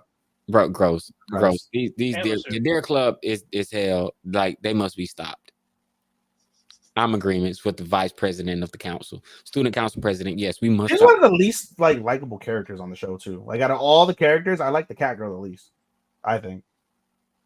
And that's me shitting on Basha May and shitting on all the other shit. That cat girl doesn't. We know you hate the show. No, I don't hate the show. I listen. I'm getting what I signed up for. Right? I thought. By episode 2, I realized it wasn't what I was thinking it was. So the rest of the ride, because of how popular it is and how cute the fucking Shika Noko. So like, we expect like a Rick and Morty type. Like you need a high IQ to understand. I don't need a high IQ. I mean, I don't need a high IQ to enjoy VTuber when it's at its best. That's funnier to me. That's just fucking cringe though. I like cringe comedy rather than gag comedy. I just don't like littles. Anything with littles, I feel like this show it's an early 2000 style anime. I feel like this shit would have been a hit in 05. Mm-hmm. Yeah, like an 05, this shit would have been a hit.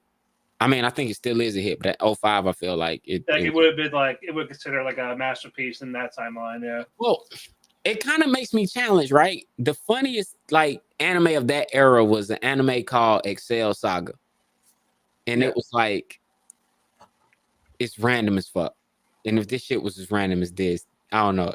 Yeah, and then we got fucking Nichijou, for those that haven't watched that, or My Ordinary Life, if you want the dub version. But it's like for me, my standard of comedy is Konosuba, followed fairly closely by Uramichi Onisan, and nothing compares the two for me. But I didn't watch early. Well, those are jokes. I mean, it's different. Those are like just one is situational, the one is just cracking off like fast verbal. I love that. You know, so it's like this is slapstick. Like it can get old really fast. Yeah. If I was at a comedy show and I seen this, that would be my smoke break. I don't think it works like that, but okay. Yeah. But moving on. Let's go with Elusive Samurai. Great episode. I like Fubuki. Great episode. This is slowly climbing up my ranks of surprise of the season. Honest to God. Surprise! Oh my god, hot surprise, bro! Since episode 1, this shit has I been. started episode 4. Basically, like no, like y'all were talking about it through episode like 3 or 4, and I was like, all right, We fine, told you on it. I can Cool. fit one more in there, and then I jumped in. I'm like, oh, this shit is good. Oh, this shit is really good. Oh, Yeah. this shit is dope. Yeah. Dope. Elusive has been one of my favorites. Like it's gonna be no surprise. This shit ranking high as fuck. Like Elusive is dope. the only thing that kind of gets me is like when they switch to the CGI. Sometimes I'm just like, yo, man. Sometimes it works. Sometimes you see like really noticeable that it's distracting. Sometimes it's just like, hey man, y'all was y'all in a time crunch because yo, these CGI horses ain't it, bro. What the fuck? Like sometimes that shit just be looking like, hey, bro, did y'all try? And it kind of ding me, but then this is one of my top picks for best animation, which I'm just like, hey man, y'all keep doing that CGI horse bullshit, and Wistoria gonna take your fucking spot. Y'all better tighten up, or make it very smooth, like make it so good. But this past episode, they're Fubuki being like Zhuge Liang for a bit with his strategies, and Hojo wants to talk to her, like, hey, so I need help here, and it's like cannot really strike. Like, all right, let's see what you got.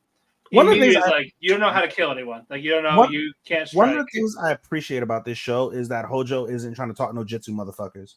Like he's like, all right, if I gotta get down, I'm gonna get down. Like especially in that time era where you really had to get down, like he doesn't shy away from it. It's not his first option, but he's not trying to like you can be a better human being if you just turn to our side. Glad there's none of that shit. You just want to see people die. I mean, it is a time period piece, and motherfuckers. I mean, yes, sure. I mean, do you see my background? Motherfuckers died in this show. A lot of motherfuckers died very gruesomely with this show. But yeah, so Fubuki is going to give Hojo his own technique of how he can kill someone. What do you call it? The Buddha death? I can't remember. Don't remember what it was, but he does basically take the stance of half Buddha. Yeah, we'll get to that later on, though. But yeah, who was that? Who was our today's antagonist? Hero. Shogun. What? Shokan was his name. Shokan. Oh, I thought you were talking about Yaku and Kijiro, bro. Y'all know Kijiro, bro. Those two kids got, bro. I love them kids, bro. Them motherfuckers is like about. Which Kojiro and Ayako? Yes, they're about that. Yes. Like, bro, we don't give a fuck. We finna fight this man. I'm like, what the fuck is y'all doing? They're ready to fight. Ready to fight. And they're a good team together. Like they got each other's back. They are a good team. Bro, if you have a squad, those are the type of people you want on your squad. People that are like, all right, I don't know why we're throwing down, but if you're throwing down, we're throwing down. Let's throw down. Bro, they just a grown ass man, and they just ran up on him like, all right, look, bro, especially when one of them was like about to die, when Ayaka's about to get her fucking face slashed, as the guy just comes in, like immediately deflects, like not even like a second in. How dare you fuck up my future wife? I mean, nah. I mean, I think Ayako's gonna probably go with Toki, but really, yeah, probably. But yeah, they're luring the guy into this building, and I like how they slowly open the door a little bit, just to get him in there, and they close it. Bro, I've never seen a revolving door like that in a time period piece. They literally revolved the door, so we got caught in there. Yeah, I like that, and just Tokiyuki just they sit in there like he's like, hey, I'm gonna be your opponent, basically. There was one plot point that irked me though, is that motherfucker's so big and like strong looking, like, and those houses were really shittily made. Like he couldn't just be like just bust through like one of the walls. I think the way that they set it up with the house, it wasn't meant so like he could really like knock it down, because to back up a bit, they did explain the whole armor thing. They were just like, yeah, bro, I got this armor, bro. I'm big. I got you. Like, y'all have never fought nobody with armor before. So before he even gets to fight him, he's like, oh, nah, your two comrades that tried to fight me, they couldn't even pierce my armor. So like they kind of break down the chest plate, the arms, the shoulder pads, the helmet. He's like, he's decked out in full armor. And he has a long sword and a short sword. So he's like, all right, man, you know what? I'm in this house. I know that was very tactical. I really appreciate it. Well, I got this, yeah. And just how he cut him, because he's got the armor, sure, but it's not like I know what you're trying to do here. Yeah. It ain't gonna work. You can move all around you want. He's also trying to like get the value of what he's gonna get for like killing him or like selling this type of thing. It's like 4 guys, like 5. I could buy a whole ton of sake if I kill you. Yeah, he's just thinking about it. Like, yeah, I'm gonna sell you. I'm gonna cripple you. I'm gonna like injure you so bad. He basically comes himself thinking about it. I mean, he thinking about that money. Like he's a mercenary. Like he's a whole mercenary. And then you find out he's not even the strongest mercenary out of this whole group. Yeah, Fubuki finds well, he's one of the random thieves. Like, where's the boss? Yeah, he's just like, oh yeah, also I get it. You're the strongest. I didn't know if he was trying to just gas him up with some ego shit to kind of take him off his guard, or if it's like they really know, like, nah, bro. Or he really knows. Like, well, like, so you're the one I should worry about. Like you're the screen cap where he has like that face, like like Buddha. Like he's got the Buddha on the face. Yeah. My boy Gimba then went like, oh yeah, I ain't gotta be on the front lines. Cool, I'm chilling. I like Gimba. Gimba's really fucking fun. I like the whole crew. The whole crew. I like the fact that he's just picking up these kids like Pokemon, bro. He's just like, oh nah, man, I got. Yeah, fucking Suwa, like you, child, you're coming with me. You're coming with us. It's like, nah. Yeah, I need vassals. You will join me. You will be my vassals. It's like, yeah, bro. I like how his introduction's like, yeah, man. I was just roaming around looking for a lord to serve and finding a bunch of kids. And he turned out he's a fucking glutton. He's just like, oh, so that's what it is. Like he's a glutton. One's a gambler. One's a glutton. You know, it's like I said last week. It's Imperial Kids Next Door. Kids fighting adults. Yeah. Kids next door. Those without gadgets. It's like the special abilities type of thing. I hope they don't ruin it with some shit like that. Go gadget ass bullshit. I hope they don't ruin it that way. I mean, I don't know, bro. They've been firing arrows. It's like very the art of war. Like that's a real strategy. Like they're using real tactical strategies. Like from the art of war. It's like, yo, I read Shunsu. I want to see some Dynasty Warriors type callbacks, like Dynasty of Free Kingdom, the romance. No, bro. The pick you chose for the thread last week, though, when he's standing there with like the head on the sword and all the bloods in the sake bowl. Yes. That went hard. Images from this show that really sell it like that. When they do those type of images, that's what really sells the show to me. Would it have been more shock factor if you would actually drank the blood from the sake cup? I didn't need him to drink it. I just needed him to fucking just. I see the visual of the head on the sword, just the blood dripping down his face while like poured into the cup. It was a great visual, and that's what to me this show is like really known for. Like, yeah, the animation is really solid, but the visuals are so poignant in this show. Yeah, because they'll stop it and they'll color it. Like it's just like, oh no, bro, that's somebody painted that, somebody colored that. We didn't sit here and run it through a machine. Like they'll make this beautiful artwork and they'll just like zoom out and just show the whole picture. And like I was like, okay, this still like no other show is really doing shots like that. So that's why they really stand out. It's a lost art. That's why you can appreciate it. Yeah, other shows do it. Other shows do it, but you know what I'm saying? Other shows do it, but this one is just like they'll switch up the art style when they'll have a still frame right there and they'll play with the still frame and the artwork. Other shows do that, but this one it really stands out this season. Mm-hmm. Okay, but I liked how they did. Like I like how Tokiyuki's strategy to doing this. Like he does the stance, and we don't see it, but we see where he got cut. Like hit like a fatal like artery like on the wrist. Yeah, because what I was saying earlier is like, yeah, you haven't faced anybody with the armor, but he taught him like, well, it's not medieval armor, right? There's still vulnerabilities where you strap the armor in the front of you. And you can be quick about it. And you can be quick about it. You are quick already. So you gotta do it. Because if you do hit the right spot, it's fatal. So yeah, and it looks like it's an upward slash on the artery, not a sideward slash. Yeah, exactly. Yeah, they told him like, look, man, I put oil everywhere, bro. If you really shit is the fan, light it on fire and get the fuck out, bro. Like, bro, burn this motherfucker alive. You really like, you got to take it there. But if I think you really need to try to kill this man. You don't need to burn him alive. You really need to like handle your shit. It's like, but I can't wait for the next episode. Yeah, like fucking cliffhanger after like, oh come on. Yeah, I mean he's bleeding, so I was like, okay. He's never bleeding out, but like, is he gonna try and get another couple strikes in before he collapses? Who knows? Yeah, I think that wouldn't shock me at all if he gets him like at the brink of death. Like you see him like about to like just he's like, and then he fucking goes in for the sword and he just dies. But moving on, Code Geass. What an episode!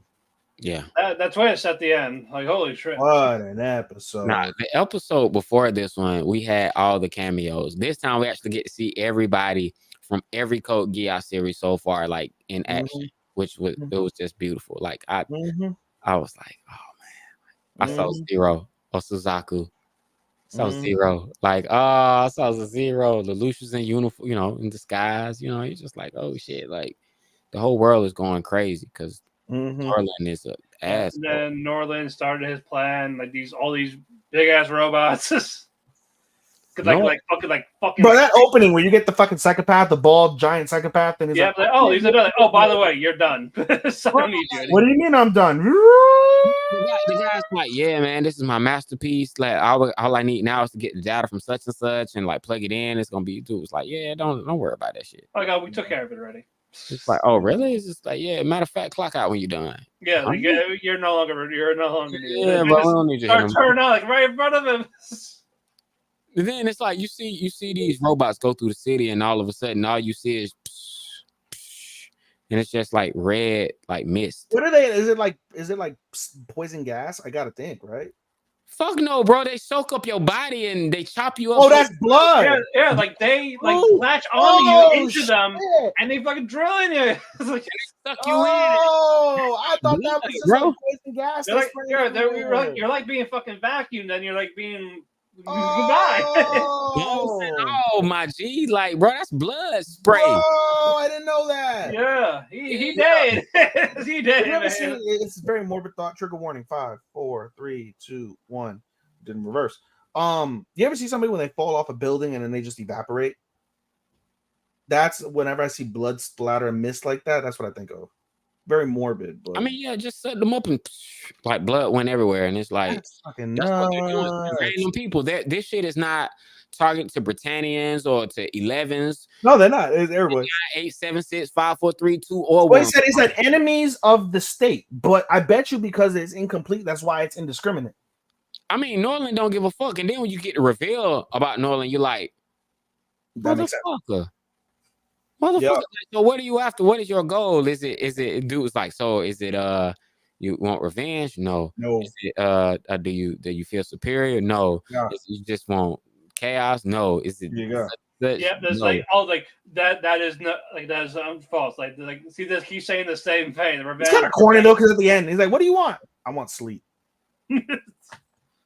I mean, we all do, but fuck, I ain't trying to kill the world for sleep. No, he's just like, look, man, like that's that same shit. Like you seen Age of Ultron, right? It's he's just like, bro, mankind, y'all gotta go.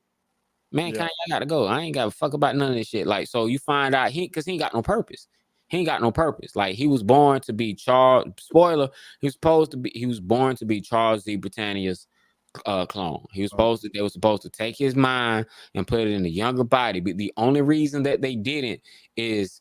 But then when you kind of think about it, this whole time we thinking Charles wanted to get all these little locations so he could get the ultimate Geass power. And it's like, no, he didn't want the ultimate Geass power. He wanted to transfer his mind into another body with the power of the Geass. That's why he was doing all that shit. So the whole time we had no clue why he was going around the world saying, yeah, man, fuck running the government, bro. I'm doing my whole experiment. That's what it was. He was trying to like, but then that's like they bit that shit from Gundam. I was like, oh, so Mula Flogger? I was like, oh, this is Gundam, bro. I seen this shit in Gundam. This is legit Gundam trope. This whole thing is a Gundam trope.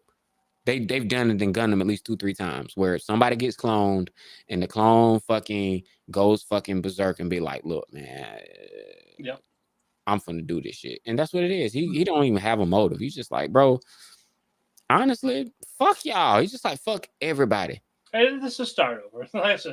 Yeah, he got no heart. He got no soul. He doesn't have a soul. That's the thing about him. He just don't have a soul. Passion, none of that. Yeah, he ain't evil. Like he's not evil in the sense of he's trying to do wrong because he finds pleasure in it. He genuinely has straight apathy for mankind. Straight apathy. He's completely indifferent to mankind. Like it's not even hate. It's just indifference, bro. He don't give a fuck. He's like the worst kind of villain at this point because he really don't give a fuck. Yeah, he's not motivated by anything, but by nothing. He's definitely an antagonist contender. He's definitely grandfather, Motherfucker. grandfather. Yeah. I was like, I get, wait a minute, but then, you know, I'm like, wait, what? They gotta explain these like Charles, man, like, who are your fucking kids? Because Yeah. Lelouch he didn't kill all of his uncles and aunts. Like, I get some of them live, but he killed a lot of them. He put the Gios on all it, but now it makes sense. I've been complaining about like the world politics, but now it kind of makes sense, right? Everybody who went to his inauguration, he used the Gios on them, and they're still trapped in the Gios. All the people who formed New Britannia that were in his family were the people who were like, oh no, we're not. No, I don't give a fuck. I don't give a fuck what Charles got going on. Him and Lelouch. Nope, fuck that. Nope, I'm not acknowledging Lelouch. I'm not acknowledging Lelouch. Everybody else was just like, nah, we're gonna acknowledge Lelouch because he's the emperor. They were like, nah, so we're not showing up to the inauguration. So then you find, but then I've always questioned, like, how the fuck did one, how do y'all still got all that money? Two, how the fuck did y'all build all these robots underground in secret? And three, how the fuck did y'all take Hokkaido when the Black Knights are in Japan? I'm like, bro, the fuck? Well, the money is easy because they stole from the 11s, so they probably took all the shit from the 11s and then just, you know. It shouldn't have been no bro. When you find out they had the flare, I was like, nigga, how y'all get the fucking Democles? How did y'all just get the Democles? I'm sitting up here. I'm looking at the Black Knights like y'all are trash. Lelouch, you need to go up there and slap everybody because y'all went to sleep. Yeah. Y'all went to sleep. Like, bro, they didn't put a whole dome over Hokkaido. And I'm like, bro, Black Knights, what the fuck have y'all been doing? Because it was Callan's fault. Callan just fucked off, and then that was it. But we got two more of Code Geass, man. So I wonder how they're gonna end this. It's an easy top 5 show, though. Spoiler alert. The movie just wrapped up, so I'm staying away from Twitter because I don't want to get spoiled. Because there's a movie. That's how they got like 4 episodes is like one movie. One movie, and they released 3 movies. So it's like a 3-act thing. Mm-hmm. Oh, I didn't know that at all. Yeah, that's why it's considered an ONA. Not It's a miracle I haven't seen fucking any. I haven't seen zero. One came out in the winter. One came out in the spring, and then the last one came out in the summer. Yeah. This movie series of 3 different movies, this trilogy has been premiering all year. We just get it week to week, and it was scheduled around the ending. Yeah, so if we really wanted, we could have found this online and pirated, but we didn't. So I didn't know that existed in the first place. Yeah.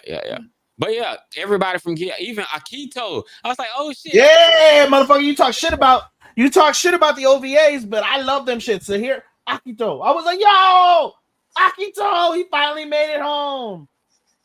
Yeah, man. I was like, oh shit, that's Akito. The whole crew, everybody's there. I was like, I love it. I feel like I would love if Akito saved the day. Colin's the only one we ain't seen. I mean, Lelouch is falling back. He was like, bro, I am not doing this shit, bro. Y'all got it. Listen, I just gave the girl power. What she does with it ain't my problem. I'm like, Suzaku, bro, you go ahead and get in your nightmare frame and go handle this shit, bro. Like, what the fuck? Where's Nunnally at? What? Where's Nunnally at? I mean, she's probably somewhere. We got 2 more episodes. You didn't see Zero pushing her around the episode before last? Did I? Zero's pushing her in a wheelchair. Oh, there were so many. I might have missed it because there were so many damn cameos. Yeah. Oh, no, you'll buy her again. Don't worry about it. She'll come. A desk girl, she'll come. It's like desk girl, she'll come. But let's move on. Oshinoko. Kana-shan's, baby. I love it. It was a good Kana episode. Yeah, that's right. Kana, man. I had to give her flowers, bro. Kana was amazing, bro. Still not my best girl, but that's fine. Just slap some fucking respect in her name. Kana needs her flowers, bro, because Kana really shined. And like, if you like Akane, for Akane to be like, that's the Kana.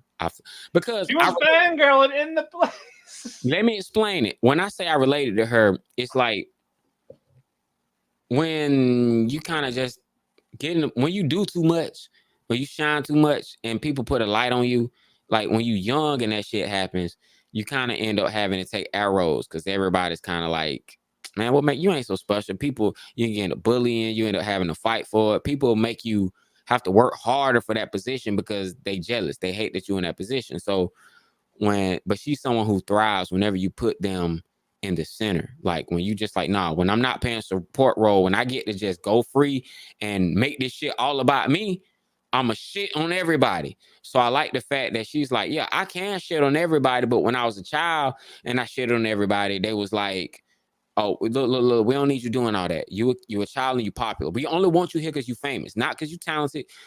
We only want you here because you cute. It's like, and but you're a pretty face for the camera. That's it. yeah, that's it. You just you famous child actor. We don't give a fuck about. See, she's talented. Kana has natural talent. She is naturally a talented actress. Akane And it's is not being showcased. That's the problem. Akane has skill. So that's the thing. Akane is like skill. She's learned this shit. She studied. She worked on it. She practiced. So that's why she's like, no, my acting is better. My type of acting is better because I polish myself and I make sure that I stand out on purpose.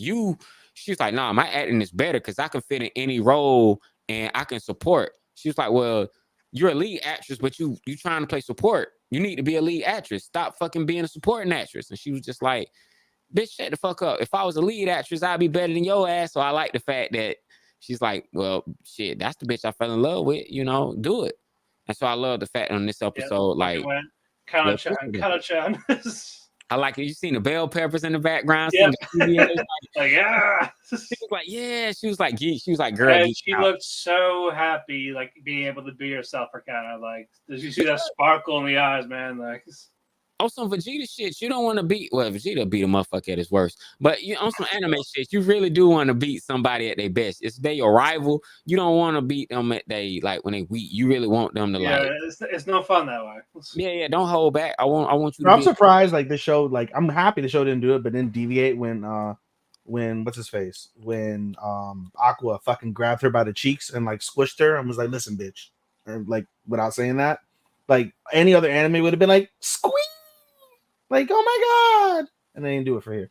But she immediately still lit up though. But it wasn't like that. They're really good about being intentional with the emotion. They don't break that emotional tension often. Like every now and then they'll do something. Like usually it's Akane. Usually it's Kana when they do break that tension because she's jealous. She's jealous that she really likes Aqua and she doesn't like the fact that Akane's got him. And Akane is like, no, I'm not just trying to be here for the cameras or for the look.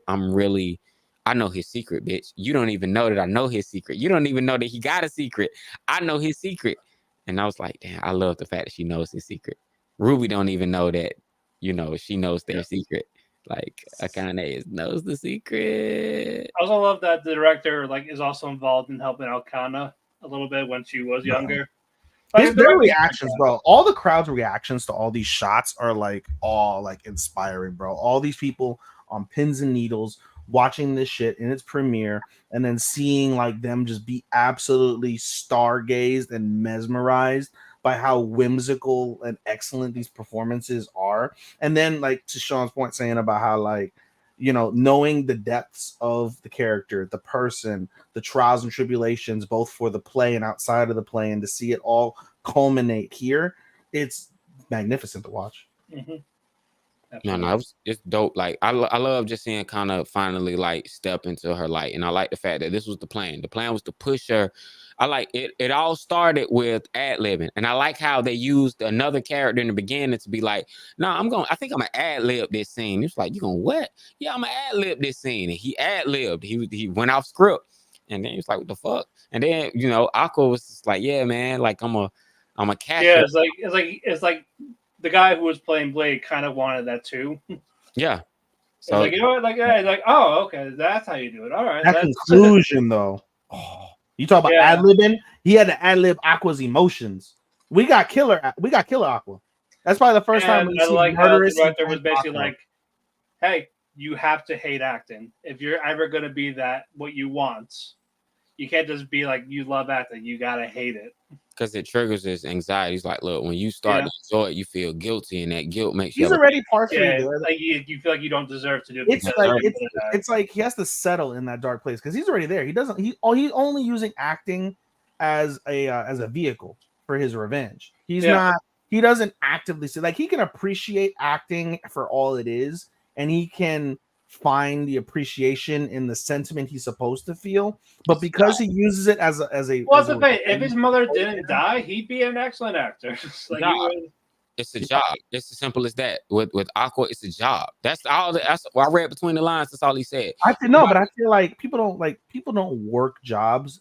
I would think for the most part as like motivators for revenge. Imagine being real good at a job. And that's what Aqua is. Aqua is really good at his job. And he's just like, look, man, in order to get what I want, I got to be really good at my job. So I'm going to be really good at my job. But honestly, I don't want to do this job. So he got to be I think it's a lot of people. That doesn't really translate well. I think a lot of people are really good at their jobs and they're just like, oh, this isn't my dream. My dream would have been doing XYZ. No, because when you're really good at your job and you hate your job, but you ain't really motivated by nothing beyond your job, you're going to do just enough. Bro, I can tell you right now, I do really well at my job and I work really hard at my job, but I do that because of the fact that I need money and I make poor financial choices. So I need to continuously motivate myself to make more money to continually fund my poor choices. None of what I do in my life is anything that I strive or have any ambition to be. I do it for the money. I look at the best analogy I can give you is imagine having a job where you get paid what you call it when you get paid a quota, not a quota, you got to meet a quota to get paid. Like it's like that. It's like, bro, if you bro, it's like you don't get paid hourly, bro. You get paid by tips. Like, bro, if you might hate this shit, but people gotta think you just so fucking great because you really want to get home and you really want to cash out. So I like his whole motivation is I can't go super dark where I turn to a monster, but at the same time, he is a monster. But that's the thing. He scales that back in order to not let the world burn. You got to let it out. So the whole thing is like, bro, I really got to get to where I'm at. And in order to get where I'm at, I really got to be good at this job. And I got to convince myself I don't like it. So you know what? I'm going to just treat this shit as work. I don't like it. It's like if you say something enough to yourself and start to believe it, it'll become true. So he's just convincing himself that he hates it because deep down he really loves it. But in his mind to function through it, he got to say that he just hates it. It's just a job. This is just work. This is just a means to an end. I got to get through it. And he has to excel at it. He can't just do the bare minimum. He has to like I can't wait for that because they didn't even show him picking her up and crying and having that emotional acting yet. They cut off before we got to that scene. Yeah. So I'm really waiting for Wednesday because I really want to see if he's going to really nail that scene. Oh, yeah. We'll definitely got that. Definitely cannot wait. We got one more with you, and that's Wistoria. Sad we're not closing with this. I feel like we should tell Sean to go do what he needs to do and then come back for the last 20 minutes of the show. I don't have long, so we're going to have to basically BBC Kai almost all the rest. All right. But Deku against Julius, and I like it. So I really enjoyed this. Deku. It was fucking tremendous. Yeah, man. Like, and you got fucking Julius, like this prodigy child, copying his waifu's spells. I wish Will would have shoved that sword straight up Julius's ass at the end. He ain't getting kicked out of school for killing. No. I mean, bro, he tried to kill him the entire episode. No. Julius didn't try to kill Will this whole episode. Not as bad as Buddy in the episode before. That nigga was trying to burn him alive. Buddy was trying to burn him alive. You was on my team. Yeah, Bakugo got pissed. Bro, he was trying to burn him alive. Like, bro, you don't even see me? Hold up. This motherfucker jealous. I was just like, bro, you got a crush on this dude. It's just like, bro, how can you be so useless? How can you have no powers, but you better than me in school? You saved me from this fucking monster. You didn't even have enough nerve to talk down on me after you saved my life from this monster. And now you just breezing through the shit, being amazing, showing this shit in my face. The girl I like, she's fawning over you because you're so fucking amazing. Man, fuck you. You don't even like her. You don't even like her. You like the girl that your childhood friend. Yeah. He's like, bro, I'm gonna burn your ass. He's like, bro, we can't fight. So when he was finally finna fight him, she stopped. But she was like, look, we ain't got time for this shit. Why y'all trying to fight? He was just like, well, I acknowledge you now, bro. I ain't gonna lie. He's like, you ain't never acknowledged me. He said, bro, do you know I want to beat your ass every day, but I let that shit slide. I was like, yo. He's just like, bro, yes, you been bullying me, bro. I want to kick your ass every day, but I just let that shit slide because, bro, I got to keep my eyes on the prize. So I ain't got time for you. Which kind of pissed him off. Like, so you don't have time for me? Wait, so you do notice me. But wait, you don't have time for me? I ain't shit. It's like, no, motherfucker. I'm not good enough for you? Now let me go fucking fight Julius and get off my dick. So now he's like, all right, bro. Now I'm gonna go run up on Julius. Colette's put him in timeout. Oh, I loved it. Julius a one-trick pony though. He only had like 2-3 moves, bro. He had that copy. And he copied Alvaria's stuff, and it's just like, dude, it's like I know her tricks, man. Bro, I grew up with her. Yeah, bro. It's just like, bro, she did this shit when she was 2, bro. Like two. She tormented me like 10 closer. Matt, 2. 2. I'm so embarrassed. Like I didn't torture him. I just want to let him. Is there memory eraser spell? Bro, she's just fawning over him, and it's like, but no, fuck Julius, bro. Fuck him. I can't stand this. He got humbled. He needed to be humbled. I'm glad. Like that whole fight, I like how he was just like, all right, man, let me figure out how to fight this dude. Because at first he was like, bro, I can't get close. I feel like the fight with the fire dude was more intense than this one. I feel like this was a little easier. It's just like, bro, he's like, all I got to do. As soon as he heard Elfie's name, he went fucking like what's it called? Ultra Instinct. Yeah, he knows her shit. Yeah, he went Ultra Instinct. How dare you think you fucking matched her? I've been dealing with this since I was 2.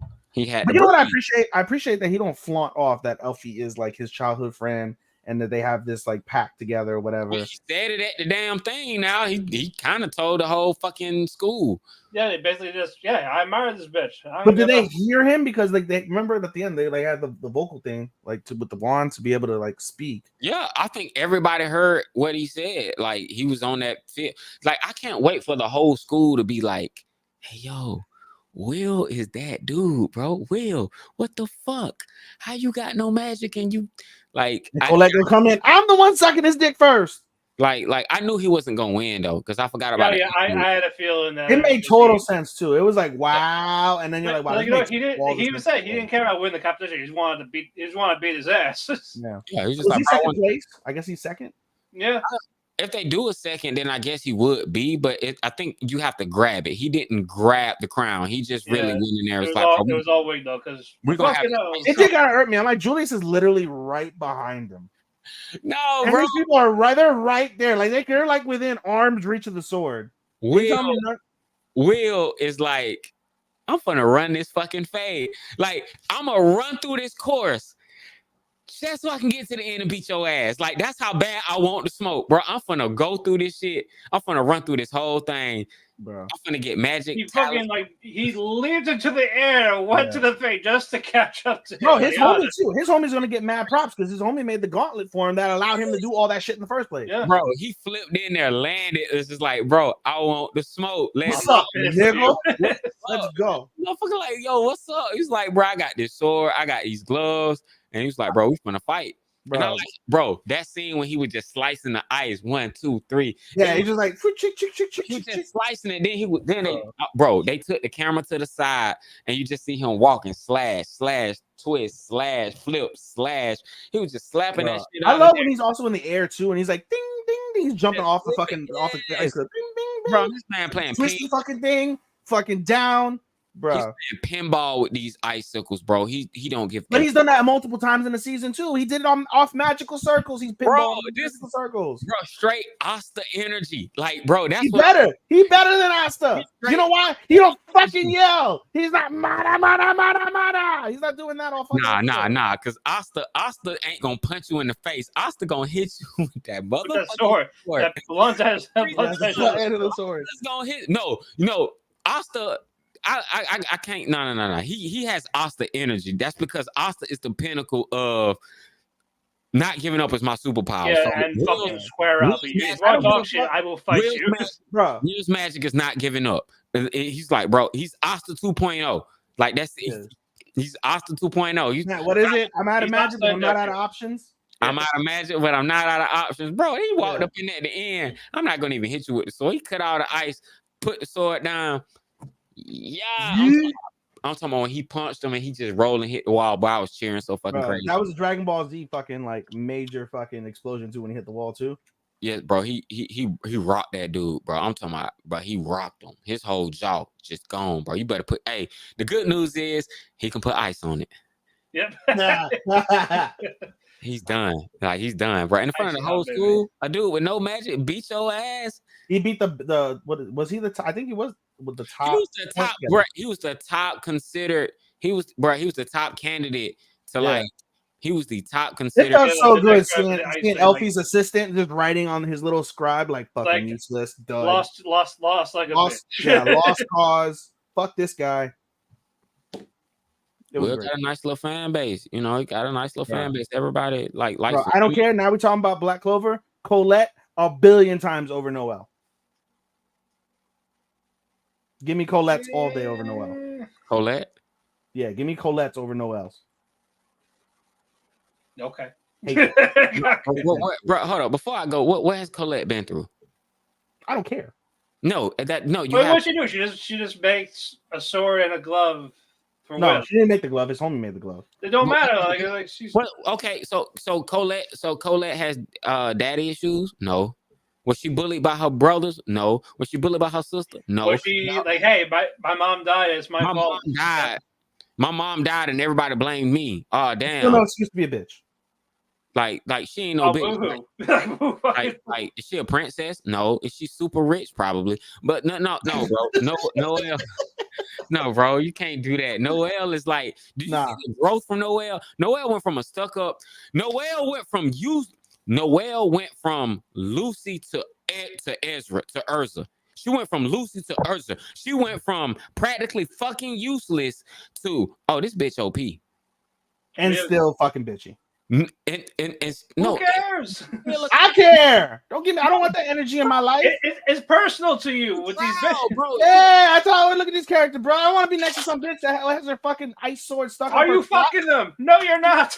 Bro, I picture myself like if I would, and I would want to. Do this shit. When Vegeta do this shit, you love it. Who? Vegeta. Same thing Noelle does. Vegeta do it. Vegeta is a literal tsundere. All stands. I'm the asshole too. Even though I can choose right here. Yeah, bro. Noelle, don't do that like that. Noelle leveled up. So, bro, did you see her in the dungeon? Did you see her in the underwater arc? Or coming up later on? All of Black Clover. Bro, you saw her in the underwater arc. You saw her when like shit was down, bro. She had I don't even know how to do it, but she turned to her mom, bro. Come on. From being useless, she couldn't. Man, stop, bro. You ain't finna insult my girl like that. Nah. We ain't doing that. But Colette is cool. I mean, she's a good supporting character. She's forgettable, but I'm glad she's there. I'll never forget her, bro. She got red hair. She got orange hair. Okay, so red hair in my life. She's no soul. But you're comparing like 6 episodes to like this 100. Thank you, Matt. I appreciate the character. Listen, I'm not saying this argument. Who hurt you? No, I'm not saying this argument so I could be right. I'm just merely voicing that I don't care. That's all it is. I'm not saying y'all are wrong. I just don't care. I know I'm not wrong. That's what I said. Like, who hurt you, man? I'll go down the list. My opinions are facts, man. I'm not wrong. My opinions just make me feel good. Make people laugh. Works. Y'all chuckle both times. Several times. Okay. So you're not a clown. You're the entire circus. Hey, you know how much money I'd be if I was the lion, the dancing fucking elephant, all that? That'd be lit. Trapeze artist? Yup. I'd be in AEW. You would be, yeah. Well, so you're not gonna grow. Ethan, why did the lion not eat the clown? Because he saw that clown don't wash himself and is outside smoking cigarettes. And he's like, damn, I don't want that nasty ass motherfucker in my mouth. No, because it tastes funny. Because it what? It tastes funny. That's what I just said. All right. All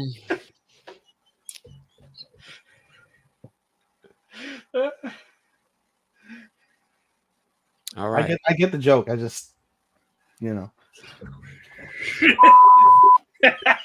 Go to commercial.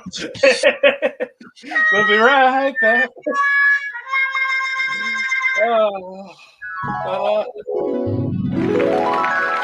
Before Starman goes, Starman, thank you so much for being here for the majority of this. And he'll be back next week with me for more madness. I won't be here next week, but yeah, follow him on Twitter at aka Starman. Check him out, Requiem Star. What else you got for your plugs? Nah,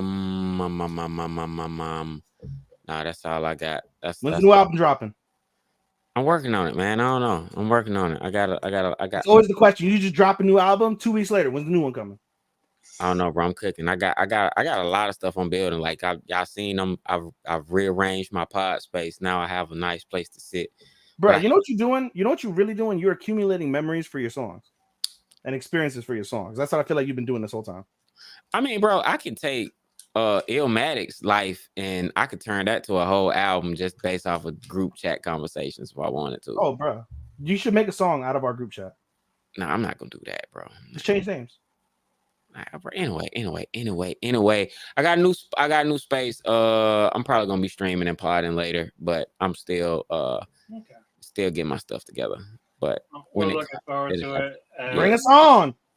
We can talk about non-anime stuff, or we can talk about anime stuff on your shit in due time, bro. You know, I got you. I'm down for whatever too. But thank you so much. Looking for your podcast again. Hopefully I can see you on the Friday when I'm down at Dragon Con. Yeah, more than likely I'll this week. I will catch you more than likely on Saturday. Saturday is looking like it might be the best day. If not, it'll have to be Friday, and I get off work and just I'm in Atlanta until Monday. So but yeah, if it's not Friday evening, then it's gonna be Saturday. I say I should be good Friday evening. Okay, well let's try to get up with Marte and make it a thing. We'll see what happens. All right, no problem, man. But do I gotta drive up there now? Does that mean I gotta drive up? I mean, 7 hours, man. Why not? I mean, you reached the halfway point. I mean, I clean up. Well, no, if y'all doing Friday, I'm all day in the shop anyway, so I couldn't do Friday. I mean, you have to get off work on. No, I'm literally not gonna be home, and then my car's in the shop until like 5. Yeah, I can't do that. That's 7 hours. Yeah, midnight. We going to the club. Matt don't look like a clubber. And we're gonna be eating and drinking. Yeah. I get that. Hey guys, I finally showed up, and fucking 2 of y'all just slump. Marte's like spieling out his life because he's like, I remember this in the morning. No. If I meet Marte at 10 at night, he'll probably make me a burger. But he probably would. Yeah, we're gonna get Wagyu burgers out of Marte. Yeah, I'm fucking better. Instead of fries, Wagyu burgers, Marte. You hear that? Wagyu on you. Yeah, Wagyu on you. Grade A quality shrimp. Wagyu on you. All right, guys. I'll be staying. Have a good night, man. See you next week, bro. See you next week. Yep. All right. DBC Kai. We're already past your date, so let's do most. How many do we have? 9. All right, let's do our best. I'll try not to hold you up. See, Tower of God, basically new phone app. What's it called? Emily. Yeah, it's called Emily. It's like the new AI type of thing. And it's basically Siri. Yeah, it's basically Siri. It's part of the it's part of the test. Use it. Don't trust it. One of the catching a mole, push the button. That was for like one team. Bro, who cares? Basically, after the whole thing went down, Kuhn out of morbid curiosity asks Emily, is the 25th BAM still alive? Yes, he loses his shit. We also get a cameo from the worst character on Earth, which I wish all the death and all the horrible things. She's manipulating Mr. Speed. Bro, turns out Emily is a human, like that's with the helmet. Yeah, that was creepy. That was definitely creepy. I was like, holy shit. And she's like, say you'll never be human. Creepy. I'm like, wow, okay. Yeah. But I didn't know. Who hurt you? Who hurt her? Yeah. A lot, apparently.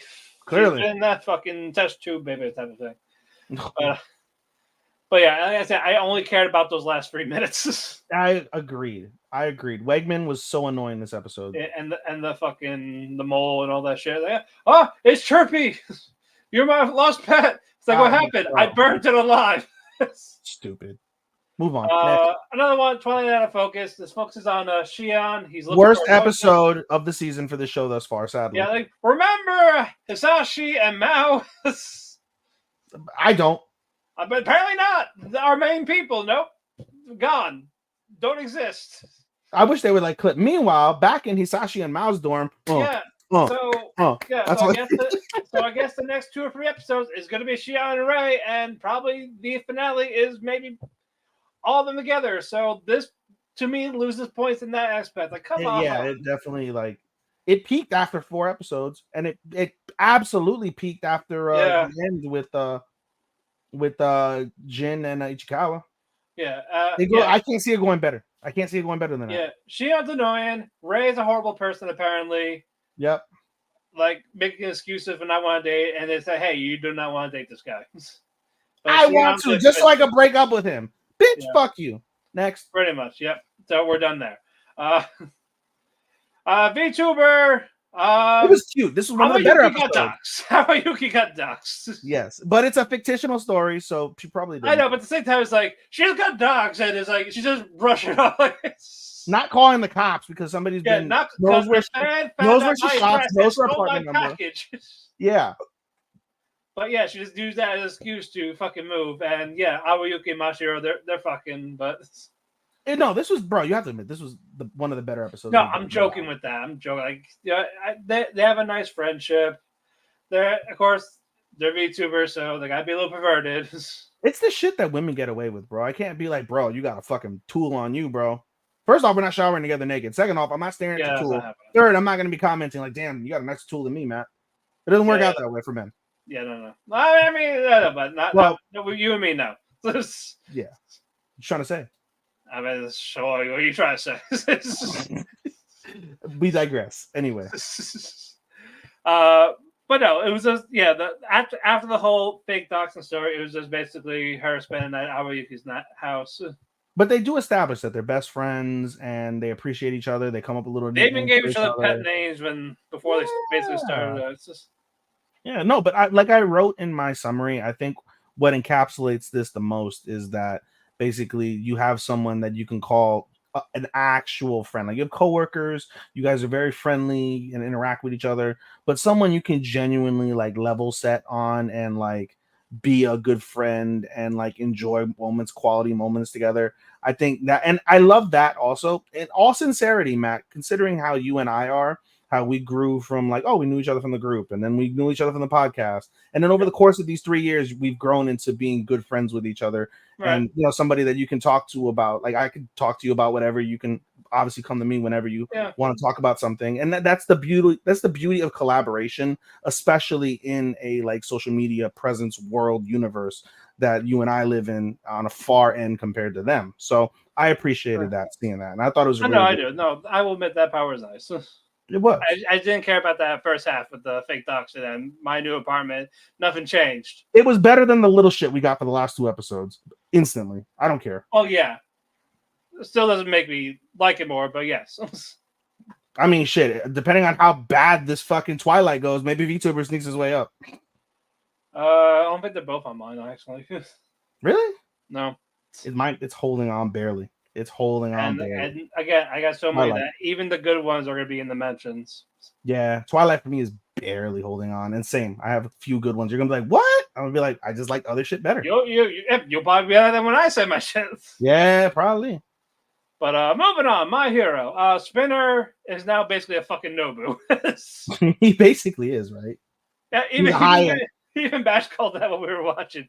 Like, is he turned to a fucking Nobu? Like, yes, he's a. I didn't correlate that at all, but that makes all the sense in the world. Yeah, like losing his humanity, he's sad. He's like brain dead basically. Yes. Violence. Who cares? All he does is drool. Octo and Anima shine. I've never liked Anima, but I appreciated him here. I don't feel like he's a him. I don't feel like he's a him character. I feel like he's a they them character. Well, either way, I still appreciate Anima. Yes.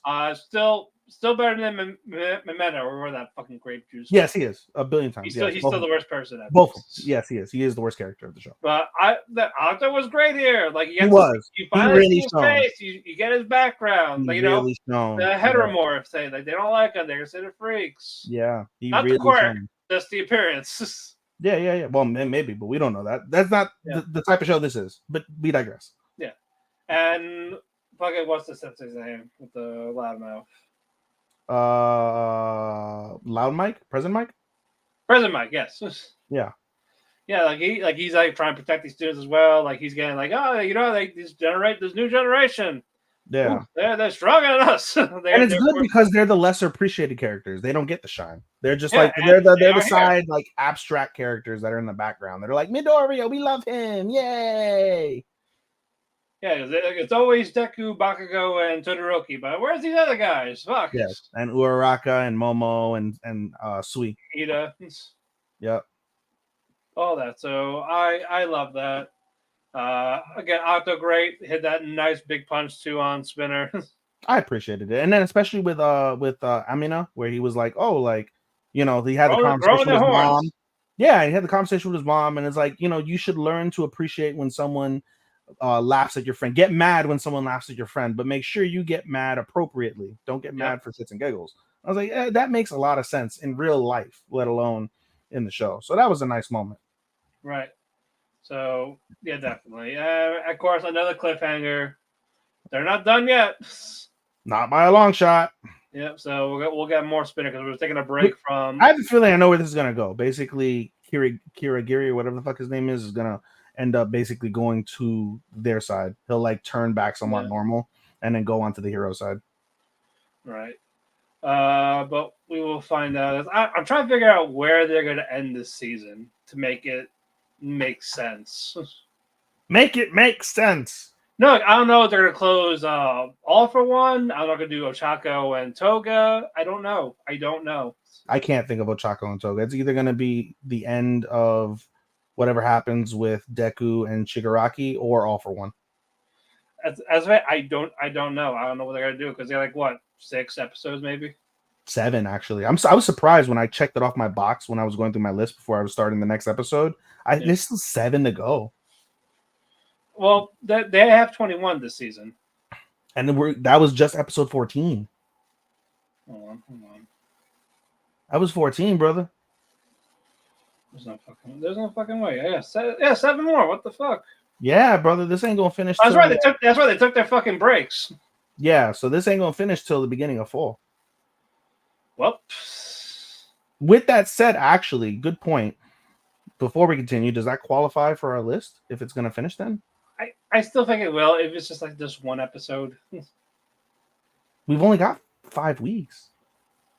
So that's 2. They'll probably play the finale, have like 2 together. You think the last they're gonna pull a Demon Slayer with an hour? No, like they do let's do those 2 episodes back to back. Oh, to release the final 2. Yeah, maybe. Yeah. By the time we do our awards, I'm sure it'll be basically done. I mean, there'll be enough to qualify it. Obviously, yeah, exactly. Because it is a dual thing that happened and was started at the beginning of the season. So, but moving on, Nier Automata. Good episode. I felt really bad. I felt bad for Machine Light Forms. I felt so bad. I'm gonna focus more on 9S because A2 didn't do much with Pascal. No, just got annoyed. There's more Machine Light Forms. Oshiko. Yeah, and just Machine Light Forms to come in. And Pascal ready to throw some fucking axes. You know, I was very surprised. Before we move on to 9S, I was thinking like, we need help. Let me go get help. I thought the help that she was going to get is the machine life forms that 9S ended up killing. Yeah, but different people with this tower. Yeah, they're like on opposite ends of the spectrum. But I thought that was the help that she was going to go get, is all these machine life forms. Oh, they're all dead. Yeah. Also, Pascal's a male. Is it? Yeah. Okay. The voice is female, but it's actually male. Again, they also call him Uncle. It's 2024. Whatever works. Yeah. They called it Uncle Pascal. Okay. Yeah, I don't know what they're gonna do with Pascal. Is there? I guess you're alluding to the fact that there's probably some sort of scene where they die. There's 3 ways they do it, yeah. Where Pascal dies. 3 different ways Pascal dies. No, like dead, alive, or unknown. I'm going to say dead. Maybe. Let me ask you this. Is this a scene, right? You have A2 and Pascal versus the evil life forms. Yeah. 9S is trying to go for the tower. Yeah. Along the way, basically, they end up like in like a giant fight in this location. And Pascal dies, and literally it's A2 9S, and they have to save like themselves and subsequently beat the. No. Okay. So I'm off. Yeah. Okay, I didn't play the game, so I don't know. I was Yeah. just hypothesis. I think where they're gonna get to that next. With Pascal being dead, alive, or unknown. No, yeah, like where it's gonna set him off. Set a 9S off. That'll set Pascal off. Pascal gets set off. I would have never guessed. No, I mean like his mind going like crazy for what he witnesses, and you either gotta like help him, like kill him, or let him just walk away and live with it, or Oh, so he gets infected. no, I feel like the infection is like such a thing. Like it's not infected.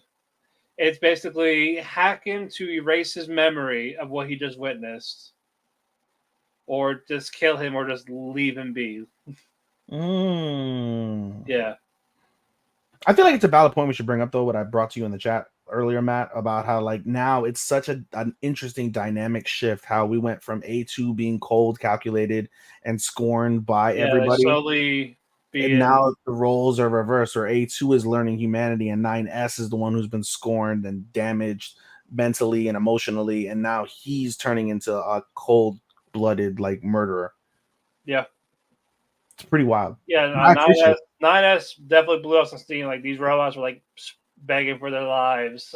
I don't like calling blowing off steam because I felt so bad. I was like, no, don't kill them. No. Like he just needed to kill some fucking machine life forms, and I like how this one big one's like, you can't get me. Like he's like, you coward, you fucking coward. While he's on the ground, like like you can't kill me, pussy. Coward, you worthless. Yeah, fuck. Like you let people die. For real. Yeah, 9S going crazy. I fucking love it. I can't wait for the next of it. Moving on, Spice and Wolf. They found out about the town. Yep. Basically, they don't like the church. These villagers.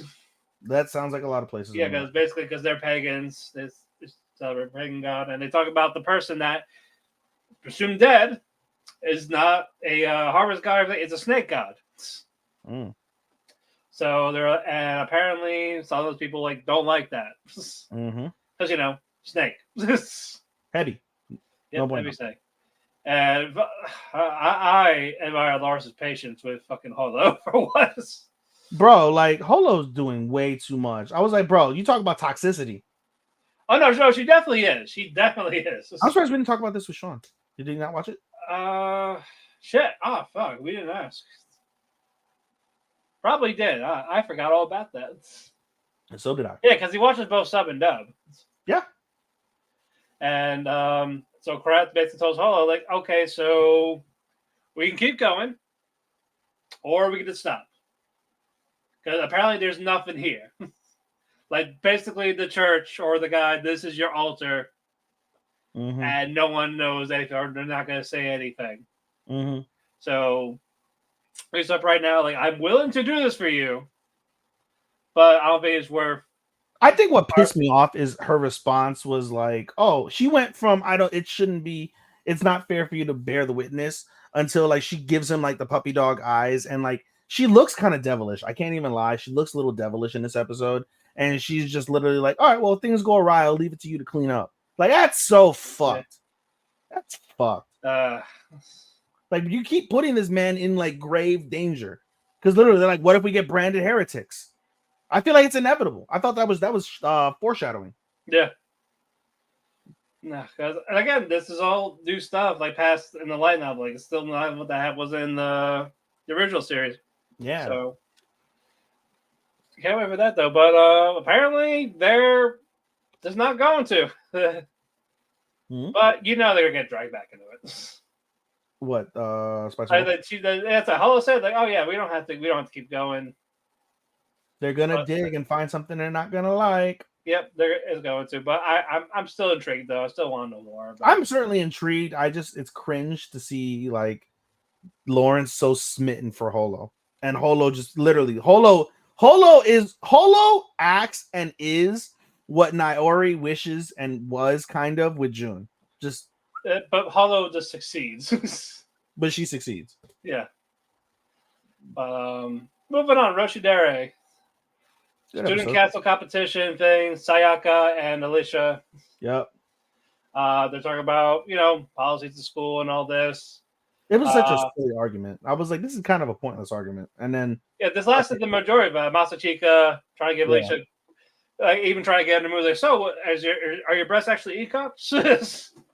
itchy. So, like, well, now you want to hit me, right? Yeah, now you're fired up, right? Let's go. Yeah. Pretty much.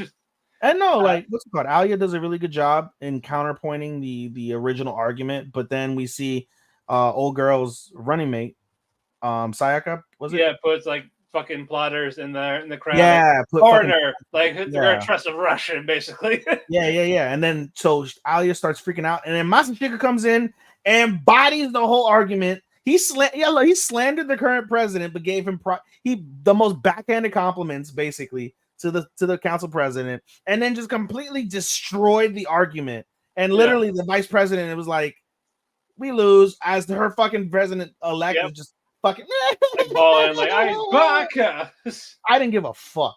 I didn't give a fuck. No, that was that because they gave us the backstory. Fuck you and your backstory. That's that one didn't care about this, but fuck that. Yeah, she just want to be like Yuki and all that, but of course Yuki watching from like the teleprompter up there, like with the camera. Like I was totally a boss right now, right? I was like, people who say that usually lose, right? You're not exuding boss energy. Yes. Or minion energy, whatever she said. Yeah. So basically Ayano shut Yuki up with her little statement. It's like, I bet you anything what happens Wednesday. I bet you I'm gonna make this bet right now. Okay. We're gonna see the first interaction is gonna be Yuki and Masachika. Probably, we'll see. That'll be the first one. He's gonna get home, and you're gonna see them interact, and it'll be some more a tiny bit of fan servicey, but a lot of comedy. But then toward the end, they'll be like, "Oh, well, she said kind of makes sense. Now we got to focus on her." Whatever. So solid episode though. Yeah. Moving on. Hold on. What we got left? We got Heroin. What are we closing with now? What? What are we closing with now? Did we close with Heroin already? This. We did not. Neither. Same with Atri. What else do we have left? I think that's it. Heroin and Atri. Yeah.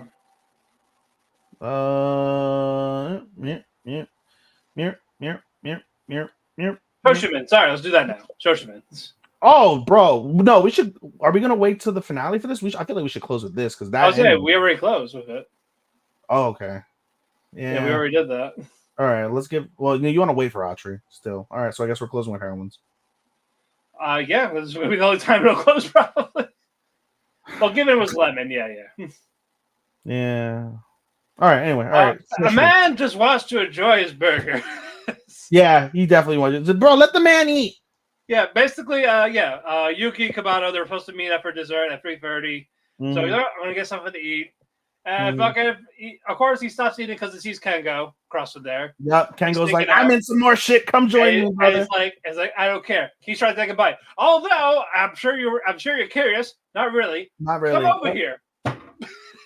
Fuck, bro, that burger must have been ice cold by the time he got. Oh yeah, no, I would not eat. I would just throw it out. Like, give me a new one. The fuck is?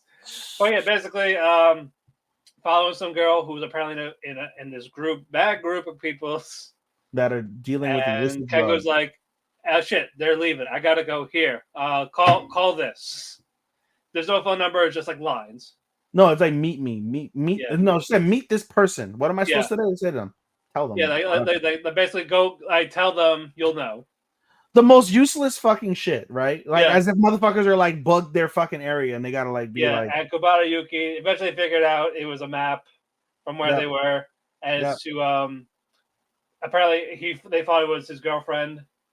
Yeah. Oh yeah, your sister's in a gang type of thing. Yeah, it was they ended up going to a coffee shop. They ended up going to a coffee shop. They asked, "Oh my god, where's Ken? That made me laugh. I was like, Ken, what a fucking nickname." Yep. But no, and then they're like, "Oh, we don't know. Well, you should just told us to tell you that he went after them, whatever." Yep. And then the other thing, not only can he not eat his burger, he can't read his manga. Yep. Yeah, he keeps getting phone calls, texts. Yeah.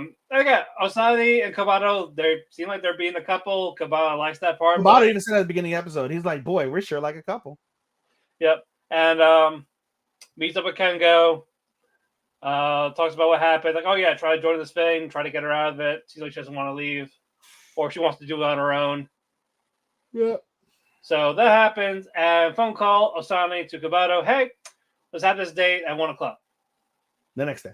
Yep, the next day. So, and she called really late, and the way they set it up was very creepy. It almost feels like it was set up on purpose. That's why I feel like this is. That would, I'm not gonna lie, that would really upset me considering what happened next, especially with her mother. Yeah. I don't know. We'll find out. But yeah, Kabato goes to Asani's house. Meets the mom. Sees the mom not there. Yep. Like, oh, she went to the store. She'll be back in the bit. Phone rings. Yep. Cool. Yep. The mother answers it. So you start to hear a little panic in the voice saying, "Who's this?" Yep. We mean 5 million yen. Yep. And Osani's been abducted. Yep. So either this drug cartel found out that Kobato was trying to help out Kengo, or try to talk to Kengo, like saw them together, or Osani's just doing this for like the ultimate treat. I don't fucking know. If it's the latter, I hate it. I was like, just break out with her, bro. This is not worth it. It'll be 2 stars right now. I'm telling you right now. If she does this just for shits and giggles, 2 stars. All right, moving on. Atri. Good episode. I love the ending mostly, but we'll get to that in a bit. But Natsuki, he's starting to be more friendly with Atri, but he also wants to question like her emotions. Like, are they real? Are they genuine? Do you like me? And also before that, though, like they're not like there's no way it's her. Like she was mature, she was cute, she was beautiful. 5 people give you factual evidence of why it's her. It is her. The body type, the hair, the eyes, the song. You were 9. Everybody was bigger than you. You were in a wheelchair. Everybody that wasn't bigger than you still bigger than you. Yeah, it's more of he just didn't want to admit it. And say, all right, fine. Like, I'm gonna test her with this. Say, hey, do you like me? I love you. Like, but like, you're not really saying. So basically, Catherine does a class of like and love. Reads a book. She learned to cook finally. Yep, Hamburg steak. Yep, and ask if Natsuki's free tomorrow. Yep. She makes more Hamburg steak. What? And douses it in mustard. It wasn't a Hamburg steak. It was like a sandwich type of thing. It was Hamburg steak sandwich. Okay. Basically, and we finally see some robotic feature of her finally with the scanning. It was a little weird. I know, wait, no, I didn't mind. I thought you were talking about the evil villain that was stalking them. No, that was Archery, we got 2 stalkers. Like, hey, let's go. Like, nope, gotta make sure this is absolutely perfect. They're alone. Like who we're looking for, all of that. Yeah. And that he getting that glove, he getting that hand ready. They buy Archery shoes. She trips because that shoes don't work. She wore because they bought her platforms, and so they ended up giving her wedges. Yep. Hanging out in the water. Splash fight. Cute. Yep. Splash fight. Staring each other's eyes. It looked like they were about to kiss, but Natsuki fell over in the water. Yep. Atri wanted to water with him, and they shared this really nice kiss. I thought it was very like, why I didn't say it was bad, because it was very picturesque and very pretty. The music was set up really nicely, all that. I just can't get over the fact that she's a robot and he's a human. It's weird. It happens. It's weird. It's like, I know, you want normal. Yes, it's like a human falling in love with like a tentacle woman. I wouldn't be for that. It happens. Weird. Well, I can't say it on there, but oh, look at this. We got a question. Unrelated. Oh, yes. I'm very excited for it. That is actually on my list for fall. So I cannot wait for that. That's going to be on Netflix in October. So looking forward to it. I know it got leaked, but I'm not going to watch the leaks for that. I feel like, is it on my list? I don't know if it is. Well, you're also taking a hiatus, so potentially. I'm still going to watch stuff periodically. I'm going to try to just randomly join. Hey, by the way, you spoiled an announcement, but that's neither here nor there. By the way, I won in my little thing. What's it called? DQ finish for Gable and Fiend to end the who gives a fuck? end the night. Anyway, who gives a fuck about them? Main event heroine. Great episode. I like Lemon. I like Lemon a lot more than everyone else. I love Lemon. Lemon is my And favorite character. Nukamizu just smiled the pain away. Bro. Smiled the pain away. You know felt the ultimate plot twist if Nukamizu turns gay. That would be the ultimate. I was like, gay yo, plot this twist. bad guy torture. But was this what Lemon just getting that closure Yep. with what's his face? Mitsuki. Ayano Mitsuki. Yeah. Yep.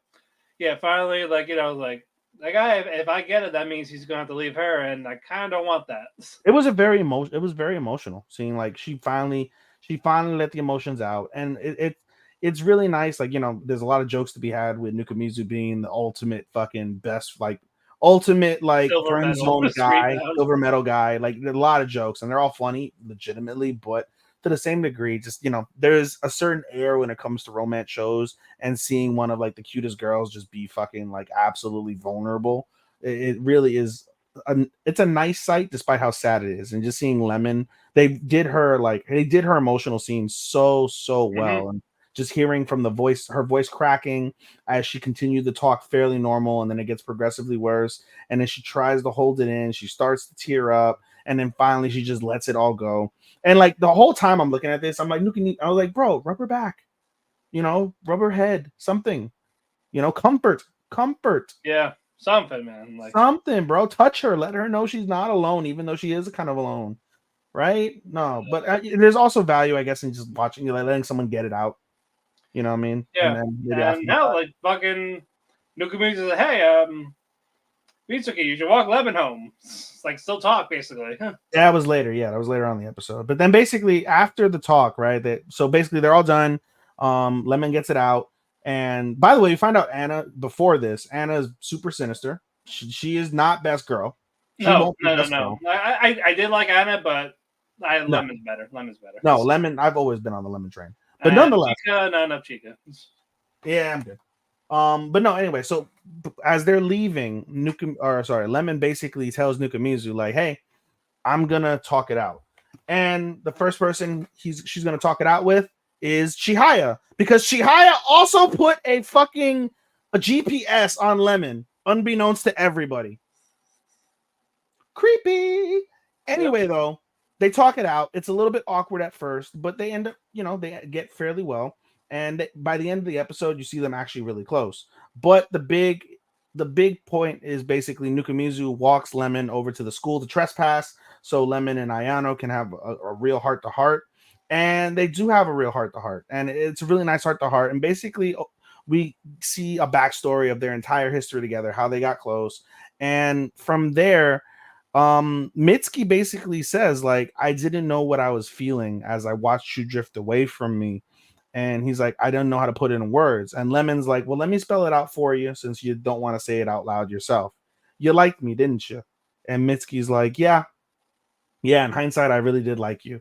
And it's really kind of sad seeing Lemon. Lemon's like, she begins to tear up herself, and Ayano's concerned, and Lemon reassures him, like, no, like, this isn't bad. Like, it's every girl's dream to hear the guy who they like hear that they like them back. And it's really bittersweet that this is where it is. And they talk a little bit about Chihaya, and they're like, what did you see in Chihaya? And Mitsuki starts talking about his adult dreams, and basically how they have similar adult dreams. And it takes a really big woman in any aspect of life to basically give up their like situation for the betterment of another person. And Lemon basically says that. Basically, Lemon's like, don't ever let her go. She's the person that you're probably meant to be with, and that's totally fine. Just as long as we're friends, as long as you're happy, that's all that matters. And then back to Mac's point from earlier, after they're done talking, we see interaction with Nukamizu and the three of them, and we see Ayano and Nukamizu again. They're close buddies now, we would say, at this stage. And Nukamizu's supposed to walk Lemon home, but Nukamizu's like, no, I'm not going to let them end like this. I got shit to do. You walk her home. Bye. And they walk her home, and Lemon basically they're talking like they're friends. Like, it's not awkward. Yeah. And Lemon basically reiterates, like, I like you, Mitsuki. And Mitsuki just feels awkward because he's still in the relationship, but he all the stuff that happened. And the end of the episode, for the end of their series, I should say, not the end of the episode, but the end of their part, basically, Lemon asks, "Can I ask you for a favor? A selfish favor, for the first and the last time," and they hold pinkies together, which is absolutely adorable. Which, by the way, something that irked me before we move on to the final piece in that scene, they're on the wrong side of the road. Mitsuki just fucked that up royally. He's supposed to be where the street is, and she's just letting fucking Lemon just walk next to the cars and shit. You bad man. But wrong. Not his girlfriend, so wrong. Oh, so let the bitch get run over. Exactly. Okay. Let Truck-kun come and do its job. Exactly. That's right. Okay. Basically, next up, near the end, basically it's Anna. Like, oh my god, there's a rumor going around. Dating somebody. I'm not fucking dating anybody. She's like getting so annoyed by it. Mm-hmm. So I know what I'll do. I'll get a fake boyfriend. That way, people don't question her or anything like that. So, Nukamizu, I have a favor to ask you. And Nukamizu gets all what's it called? Embarrassed, and he's preparing to be asked out finally by a girl. But ask for someone else. Ask for Ayano, who what?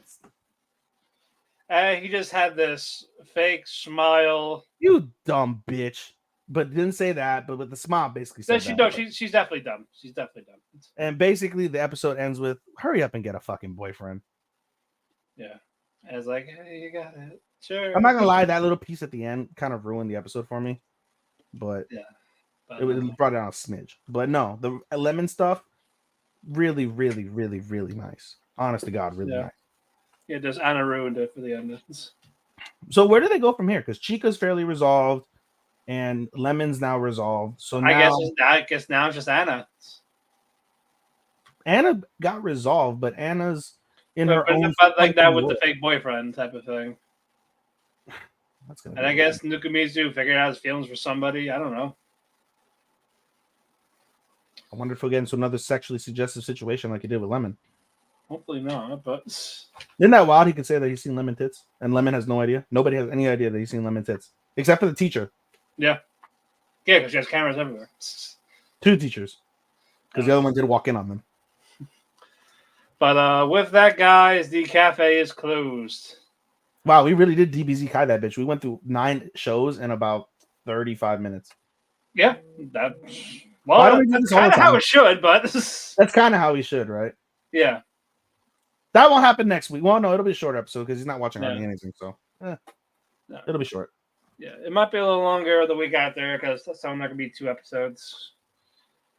But some, not all of them.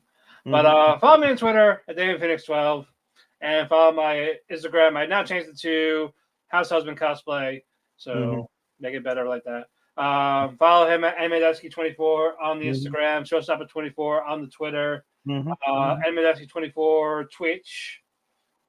We have a link tree for listening to your favorite podcast, whether that be Spotify, Apple, Amazon, YouTube, iHeartRadio, wherever this podcast, we're there. We want to follow Otalku Cafe at Otalku Cafe Facebook page, Eat the Cake Anime Facebook group, follow on Twitter at Otalku Cafe Anime, Otalku Cafe on Instagram. We want to thank Sean, who's our editor. We want to thank Chairshot Media, aka follow them at Chairshot Media. Follow WTM Network at WTM Network, whether it's YouTube, Twitch, Facebook, Twitter. And then follow Dirt Sheet Radio, whether that is Facebook, Twitter, YouTube. Follow them there. We're on those platforms every single week.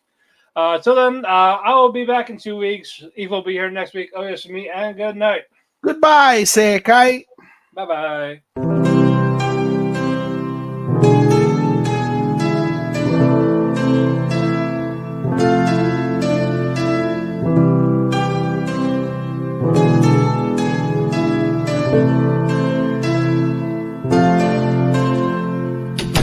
The sun goes to sleep, I find myself in a heap because it hurts so much to be away from you. It makes my day when I get a text from you, but still I say goodbye again. Let's hope this isn't the last time that I see your face, but hey, it's fine. I know everybody needs a little space. there's no one to blame. Goodbye again, let's hope this isn't the last time that I hear your voice, but it's your choice. I can't keep you here forever.